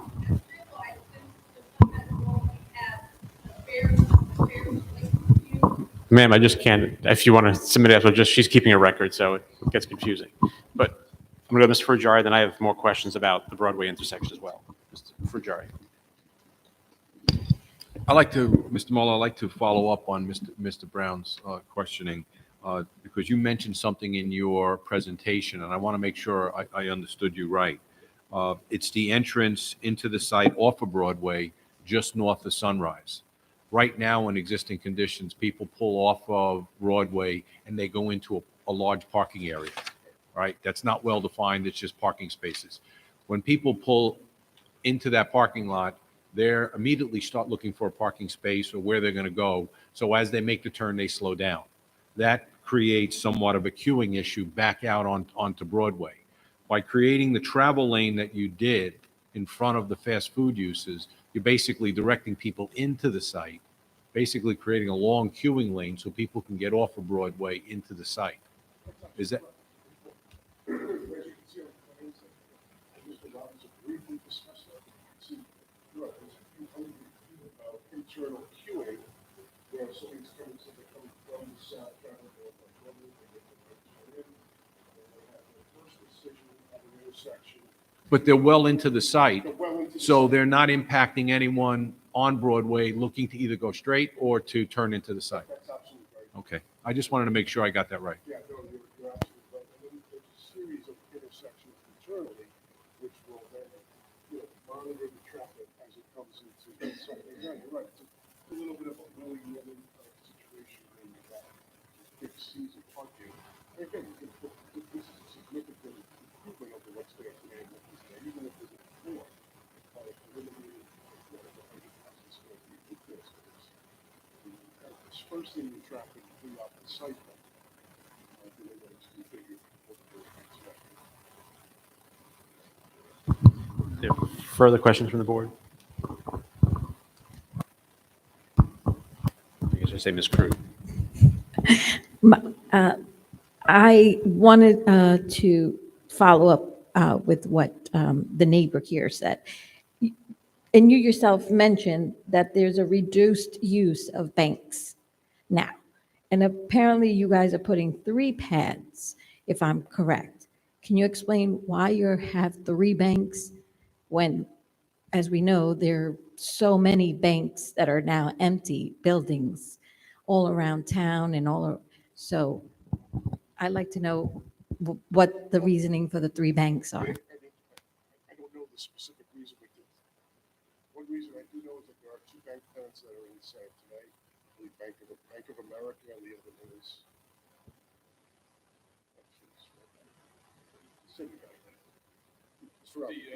As I mentioned before, we do have 2 operating banks today. There's a Bank of America and a Citibank, and we are working with both of those tenants that want to relocate to a traditional bank.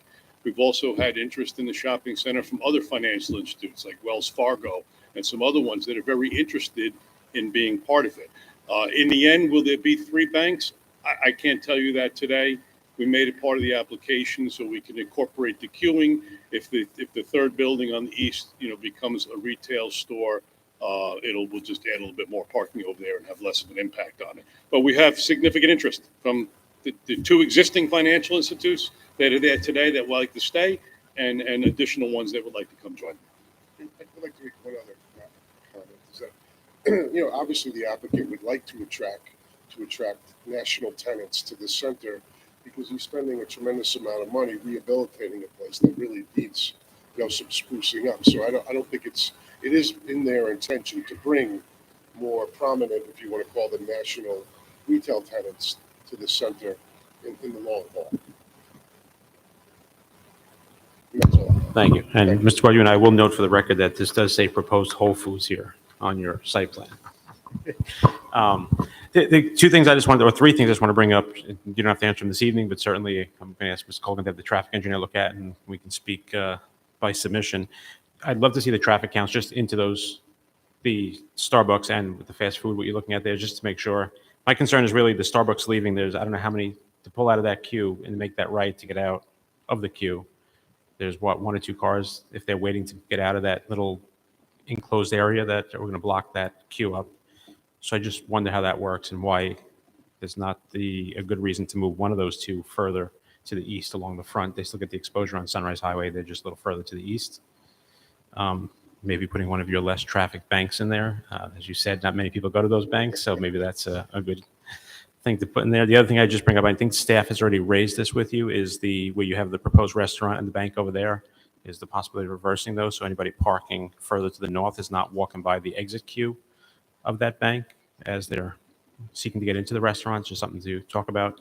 And then the other thing I just raised, and I don't know the answer from I haven't been there in years myself. I think I was there a few years ago when there was a Spirit Halloween in there. That was the last time I was at that shopping center. But when the increase in traffic coming out of there now, is there a left turn signal out onto Broadway, or is it just, I'm not sure if that's signalized that way. When you're pulling out onto Broadway, is there a left turn signal to go left? So my concern becomes, and you see this at the Target Lowe's shopping center in Bayshore West Islip area, is that as more people from the Stop and Shop center now are going to go into your shopping center because there's an increased use, there's better tenants and there's things going on in there, they shoot across and you waited that queue to make a left out of there, or you pull halfway out and you create more hazardous conditions. So just to look at that signalized intersection, maybe there are improvements that could be made there that'll resolve some of those issues that some aren't shooting across while those are waiting to make the left. I don't have the answer now. I'm not expecting you to have the answer, but I'd like for you to certainly take a look at it. It's something that I had in the back of my mind. I know that he was also raised by the neighbor as well. So those are my 3 comments that I'll leave with you. You don't have to answer this evening, but certainly look forward to seeing some submission back on the answers to the 3 of them. Okay. If there's no questions further from the board, Mr. Guardino, do you want to add anything else? Wayne addressed it. My client is investing, millions of dollars in this center to upgrade it. I can assure the neighbor that it won't be a bait shop. There is significant interest by some, national retailers, and I think she will be happy. Thank you. Thank you. And Mr. Guardino, I also want to say, I know Mr. Brown said it, but we look forward to this. This shopping center has been in horrible condition for a long time, so we look forward to getting it upgraded and getting it working better for the community. It's time. Yes, So, thank you. Thank you for that. Thank you very much. Is there a motion? We'll go to Mr. Matamore.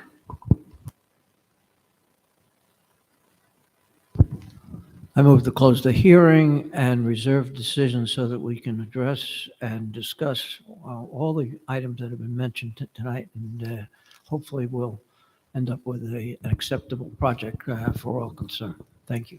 Thank you. It's a motion by Mr. Matamore to close the public hearing and reserve decision. Is there a second? Second by Mr. Moriarty. All in favor? Aye. Opposed? Abstentions were reserved. Thank you all. Next item on the agenda, Town Board application recommendation item, Central Islip Associates LLC, CZ 2022-015, northwest corner of Lowell Avenue and Eastview Drive, Central Islip. Applicant requests a modification of deed covenants and restrictions associated with TC 5070, specifically to modify the affordable housing requirement outlined in the Lowell Avenue revitalization plan. Is the applicant here? Do you want to speak, or want to go right to a staff report? Would you like to speak? Hold on, we'll go to Mr. Colgan for a staff report, and we'll come back if we have any.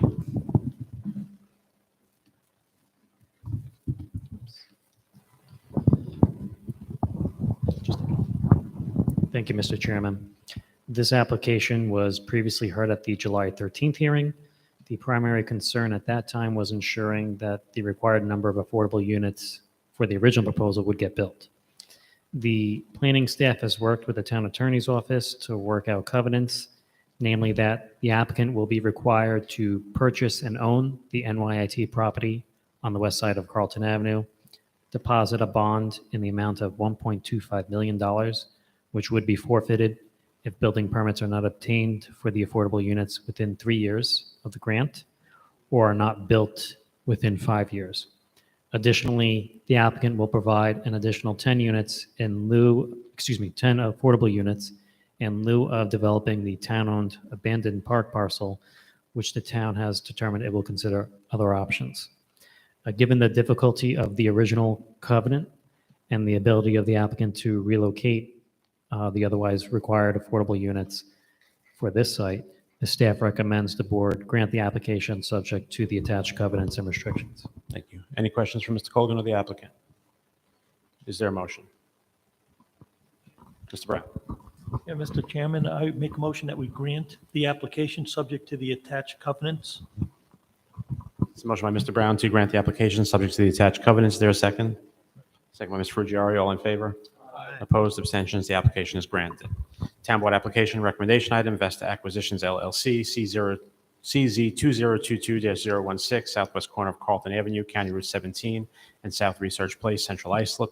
Applicant requests an amendment of the master plan. Applicant seeks a change of zone from Plan Development District, Sub-District Educational Campus to Plan Development District, Sub-Districts Retail Service, Residential, and Office in order to construct a retail building, rehabilitate 3 buildings for a total of 24 residential units, construct 106 senior residential units, and construct a medical office building. A minor subdivision is also requested. Site plan modifications are also required as part of this application.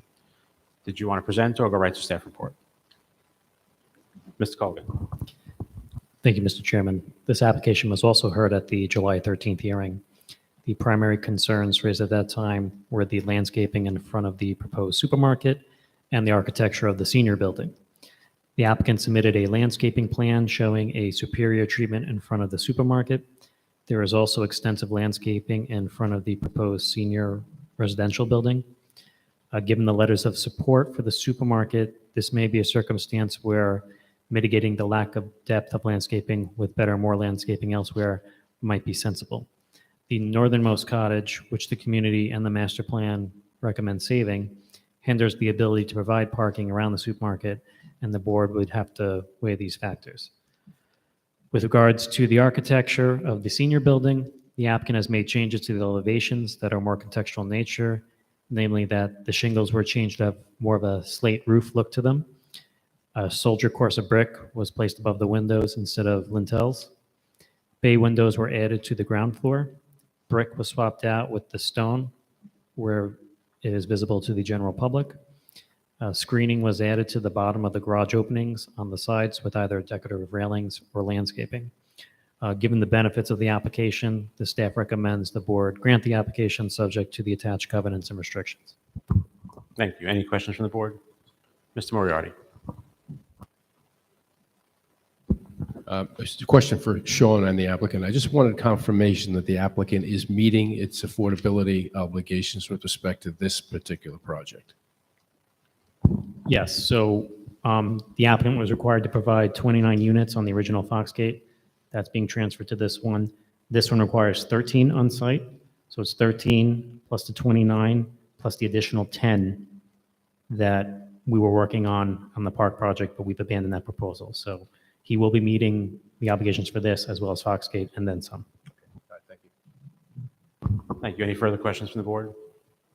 I just want to point out in differentiating this project from some of the others that might come before us, as Sean mentioned, that the northernmost cottage that the community and master plan asked that remains there sort of hinders the parking and the landscaping in that area. So that certainly differentiates from others that may be before us or coming before us. So it's a very unique application in that regard. Is there a motion? Mr. Frugieri. Yeah, Mr. Chairman, I'll make a motion that we grant this application subject to the covenants and restrictions. Motion by Mr. Frugieri to grant the application subject to the covenants and restrictions. Is there a second? Second by Mr. Bruno. All in favor? Aye. Opposed, abstentions, the application is granted. Thank you. Town Board application recommendation item, Julian Chi Yim, CZ 2021-027, east side of Carlton Avenue, County Route 100, between Ackerman Avenue and Cliff Street, Central Islip, 120 Carlton Avenue. Applicant requests a change of zone from Business 1 District to Business District and a Planning Board special permit for a mixed-use building pursuant to 68-257.1G. Site plan modifications are requested as part of this application. Good evening. Good evening, Chairman, members of the board. My name is Janice Whalen. My office is at 23 Green Street, Suite 302, Huntington, New York. I represent Mr. and Mrs. Chi and Julie Yim in their request for a zone change from Business 1 to Business District, a Planning Board special permit, and for the construction of a mixed-use building at 120 Carlton Avenue with minor relaxations. Appearing with me this evening are Mrs. Yim and Chuck Southard, who's our project architect. I'd like to thank Mr. Colgan and the planning staff for working tirelessly with us since 2019. And I believe that what we're coming before you tonight is a beautiful proposal. We've taken all of your suggestions into account.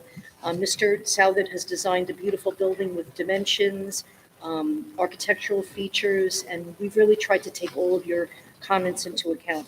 We're very proud of the resulting proposed building and site plan and look forward to being one of the first projects in the revitalization initiative. The site is... Ms. Whalen, can I just go? Do you have the architectural elevations that we could see closer up here as you're speaking? Can we Absolutely, yeah. While you're speaking, I think we can kill two birds with one stone.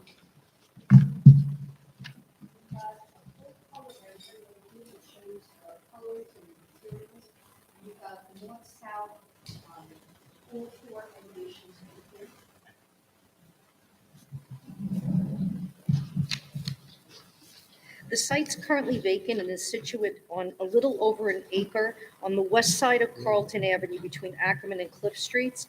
As everyone knows, Carlton is a busy business corridor abutted by residences to the rear. Commercial uses are in front of the site, to the east, and to the north and to the south. Our proposal includes a full 25-foot vegetative buffer to the residences to the rear, and that buffer will also include chain link fencing.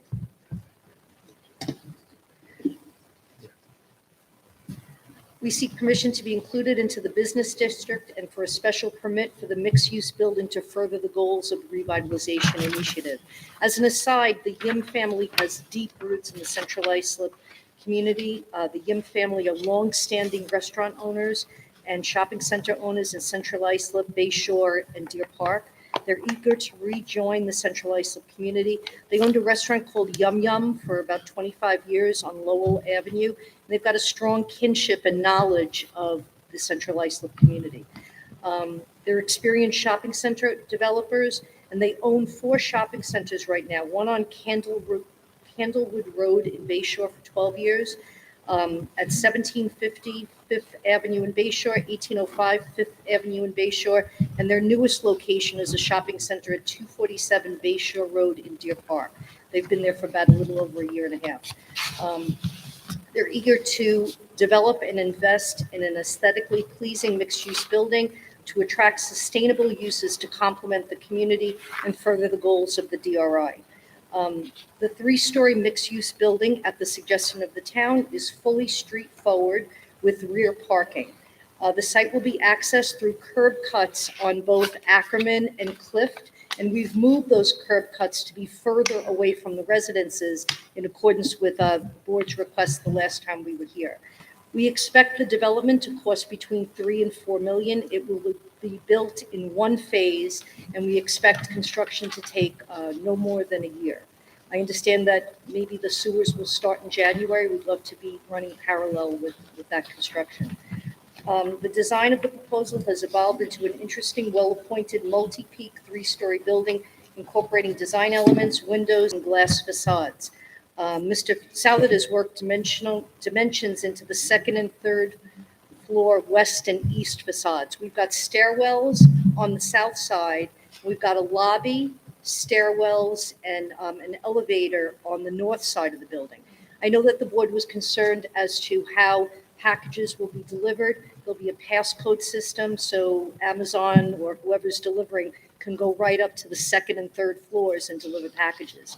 On the 2nd and 3rd floors, we've created a mix of 2-story and, 2-bedroom and 1-bedroom apartments. I believe there'll be 6 2-bedroom apartments on each floor and 3 1-bedroom apartments on each floor. That could change depending upon, what the market dictates. But, we're open to what the planning department had requested was a mix of 1 and 2-bedroom apartments. We've got approximately 8,048 square feet of permitted commercial use on the first floor. We actually have interest from a grocery store, which would be a deli with a buffet, perhaps for half of the first floor use. The first floor is going to have beautiful awnings and total glass facades. There'll also be glass doors in the rear of the building because we expect that people would want to go straight from the parking lot into the first floor uses. We'll have regular business hours. We have reviewed the proposed CNRs presented by the commissioner and Mr. Colgan, and we are 99% in agreement with them. There's only, and I hate to talk about a negative, but I do want to bring it up. There's only one proposed CNR provision that we really would like to discuss with you, and that would be that if parking should be an issue, which we don't expect it would be, that the board would retain the right to review our leases. It would be very difficult, and I know as a person who reviews leases, if I saw a provision in a covenant of restriction that gave a municipality the right to limit hours, it would certainly curtail any type of, viable rentability of that site. So I would ask that only that provision be stricken. If there were a parking issue, certainly the board retains the right to bring us back here and we could discuss any remediation that could be done. But once we enter into a lease, it becomes a contractual obligation. So we would not be able to amend lease hours if there was a parking issue, which we hope would never happen anyway.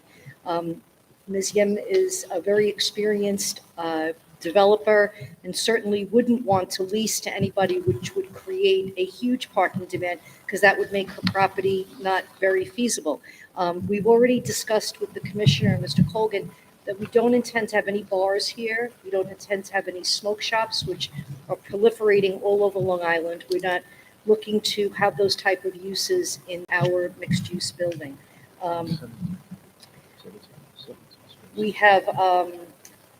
We require a bit of a parking variance, maybe about a 23% parking relaxation. We've calculated our parking requirement, which we know might be a little bit more than what is really used at 85 spaces. We probably could put more spaces in. We've got 65, we believe, and I believe that the planning department considers this a safe number. We don't want to sacrifice any more, it's like a push and pull between the parking and the landscaping. We think we're at a good place with the landscaping and a good place with the parking. But if we increase one, we have to do it at the sufferance of the other site issue. Certainly, there's going to be a code provision that would mandate that there would be no deliveries or any type of garbage collection before 8 a.m. We want to be very mindful of the other commercial uses, which we hopefully will coexist, as well as the residences to the rear. And I think that nice 25-foot buffer will create a lot of distance for them. Let's see. The planning board asked that we put pavers and a walkway in the front. That's in our design. We've got sidewalking along Ackerman and Cliff. We comply with the maximum height and site coverage. We're under the maximum permitted site coverage for this building. We believe that our proposal will not result in any off-street traffic impacts. Our use is fully consistent with the spirit and intent of the DRI, and we respectfully request recommendation of this board to the town board, which would be our next step. And if you have any questions, we're all here to respond. Ms. Well, I just want to clarify, you said that we were going to review the leases. Well, no, I believe that there was a provision in the proposed CNRs that this board would have the power to restrict hours of operation. And we certainly don't want to create an over-parked area, but we couldn't agree to that provision because that would impact our lease relationships with entities that we'll be contracting with. So It is standard language. It does give the property owner an opportunity to correct the parking issue. Then it gives you a public hearing to come before us, before any action will be taken by the board. But that fact, that the entry of that in itself, if I were reviewing a lease for a commercial client, I would say that here you're going to go into a 10-year relationship with the property and you could potentially have your hours of operation curtailed. I'm open to any other suggestion except one that will interfere with our leasehold obligations to protect prospective tenants. This is standard language. I will ask Mr. Colgan during his presentation to speak about if we've ever modified that, but if it's standard language that we've used, it does put the applicant on notice. It does give you an opportunity to remedy. It does give you an opportunity to come before us and present. So there are safeguards in there. It's not. I do understand, but putting on my hat as someone who would review a lease, that would potentially interfere. Like, how would think about like 7-Eleven or a big company? If you were entering into a lease with a property, for a significant sum of money for significant years, and there was a possibility that the municipality could change your hours, that's not a desirable piece of property to be involved with. And I've never seen this in any of the other applications that I've worked on in this municipality or any others. I'm not asking for special treatment, only for recognition that that provision could really steer a lot of businesses away from wanting to rent from us. I respect the reason, and I certainly would appear before this board if there were a parking issue, but I think it would really take a lot of potential tenants off from consideration.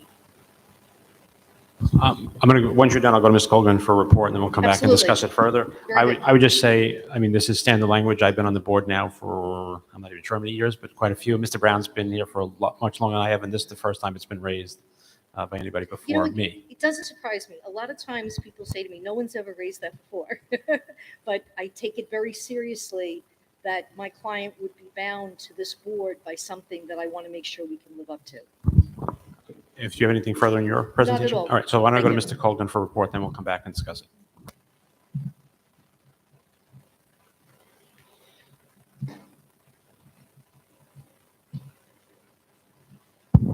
Thank you, Mr. Chairman. This application was previously heard on March 2nd. The primary concerns raised at that time were the style of architecture, short-term leases, and the location of the entrance on the side streets. Ms. Whalen already addressed the architecture and relocating the entrances. With regards to the short-term leases, the proposed covenants require that the apartment leases have to initiate at a minimum of 6 months. We've done it elsewhere, and that should hopefully address the concerns of any sort of transient population that doesn't stay there long-term and prevents it from turning into a hotel or some sort of Airbnb. That being said, I think we've come a long way with the application. So, the state and the town have worked together in tandem to recreate this Main Street, Carlton Avenue, and Central Islip. And certainly the benefits of having a mixed-use building would go a long way towards the revitalization that both the town and the state are hopeful for. As the staff would recommend that the attached draft covenants restrictions be granted or be adopted if the board grants the application.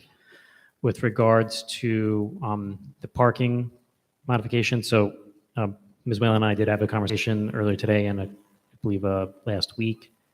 This has been consistently applied. It doesn't mean that that's what the planning board is going to do. In fact, I don't think we've ever come to a point where we've ever had to implement this. But if it is a parking problem where we have nearby residences and a lack of municipal parking, at least as of now, I don't know what other remedies the planning board would have to prevent a overly successful building from becoming a nuisance to other businesses as well as to the neighbors. So I'll leave it to the board how they want to do that. Like I said, this has been consistently applied across any parking relaxation the board has granted, and I've been doing this for a very, very long time.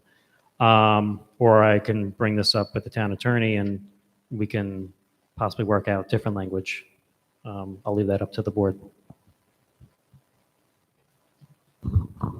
So, Ms. Whalen, you are asking for parking relaxation. We are We asking. And we are giving you standard language that says, by the way, conditions including but not limited to, and listing those two. Well, knowing that this board has vast power to impose conditions reasonably related to the requested relaxation, that is within your wheel wagon of things, of remedies. But if it's in that CNR, I see it as a red flag. Knowing that you can do it, whether or not it's in the CNR or not, I think, should give you comfort that you can do that. But I think it would just be really a red flag for any sophisticated tenant that was coming in and reviewing that provision. So I'm not saying you can't do it. I'm just saying if you could leave it out of the CNR, knowing that it's within your remedies, it would probably help us to market this to prospective tenants. Go to Mr. Frugieri first. I can understand what you're saying, but you also have to understand our point.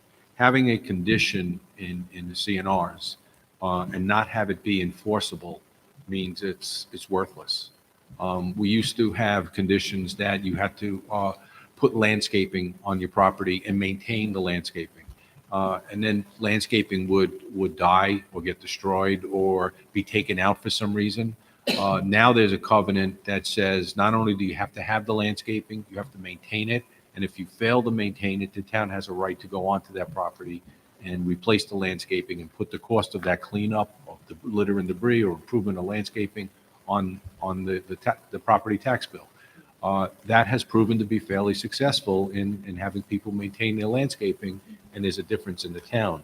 So, I mean, I personally am open to suggestions that you have, but there has to be wording and language here that's enforceable. I completely agree and understand your concern to protect the other residents of this community. And I just wish that Mr. Colgan and I could be given an opportunity to come up with language that we can live with and that would give the town comfort. I think we can get there, and I'll certainly do my best to come up with language that maybe doesn't give a prospective tenant fear of entering into a relationship with our property, but gives the town the ability to protect the other residents as well. I mean, if you want to go that route, I don't know what the answer's going to be. Mr. Colgan's going to have to speak to the town attorney. He's going to have to come back and get a reserved decision this evening as opposed to moving forward this evening.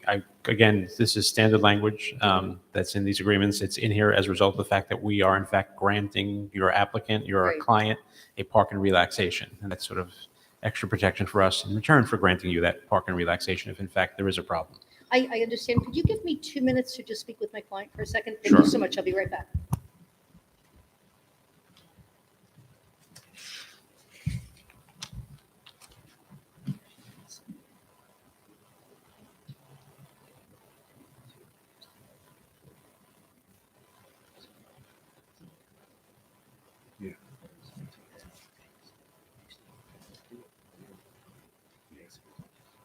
Well, it's not a recorded document.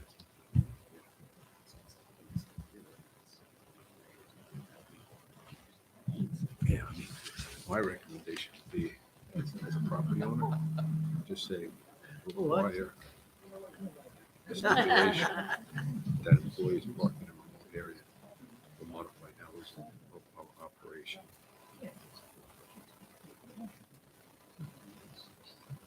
Require a stipulate, doesn't have to be a lease, you know, we don't mention it as a lease, that's what's gonna pull the attention. So, yeah, just require a stipulation that employees park.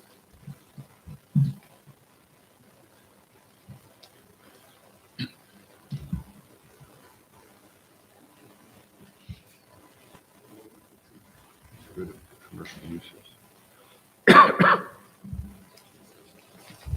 You know.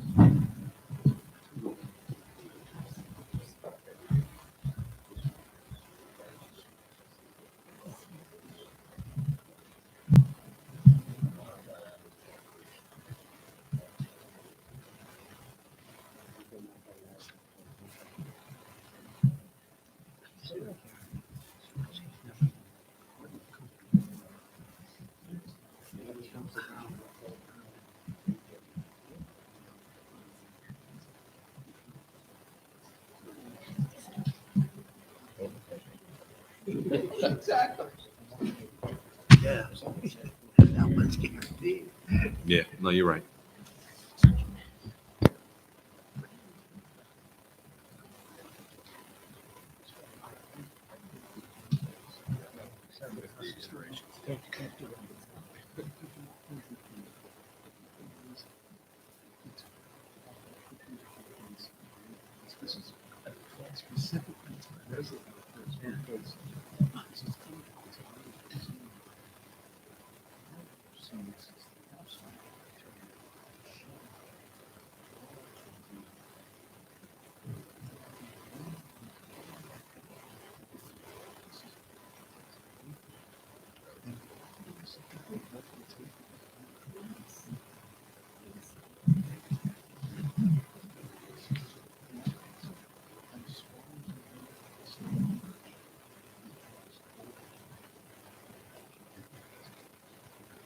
That's when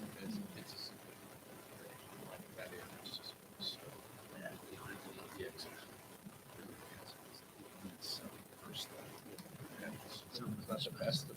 First together. Very.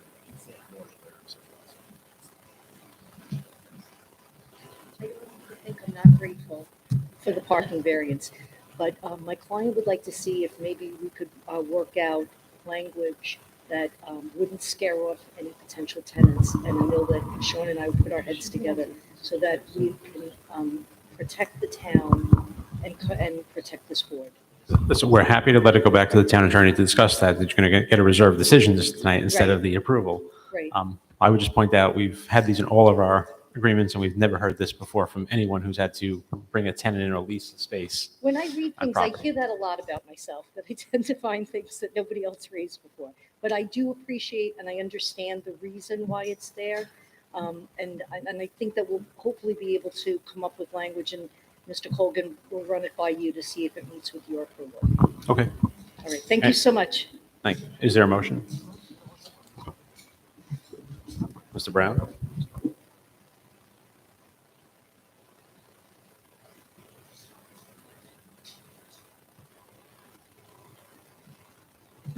Mr. Moriarty? It's a motion by Mr. Moriarty to reserve decision. Is there a second? Ms. Cruz, thank you. All in favor? Thank Opposed? you We're all reserved. Thank very you. much. Happy Thanksgiving, everyone. Is there a motion? By Mr. Moriarty, second by Mr. Matamoro. All in favor? We're adjourned. Thank you.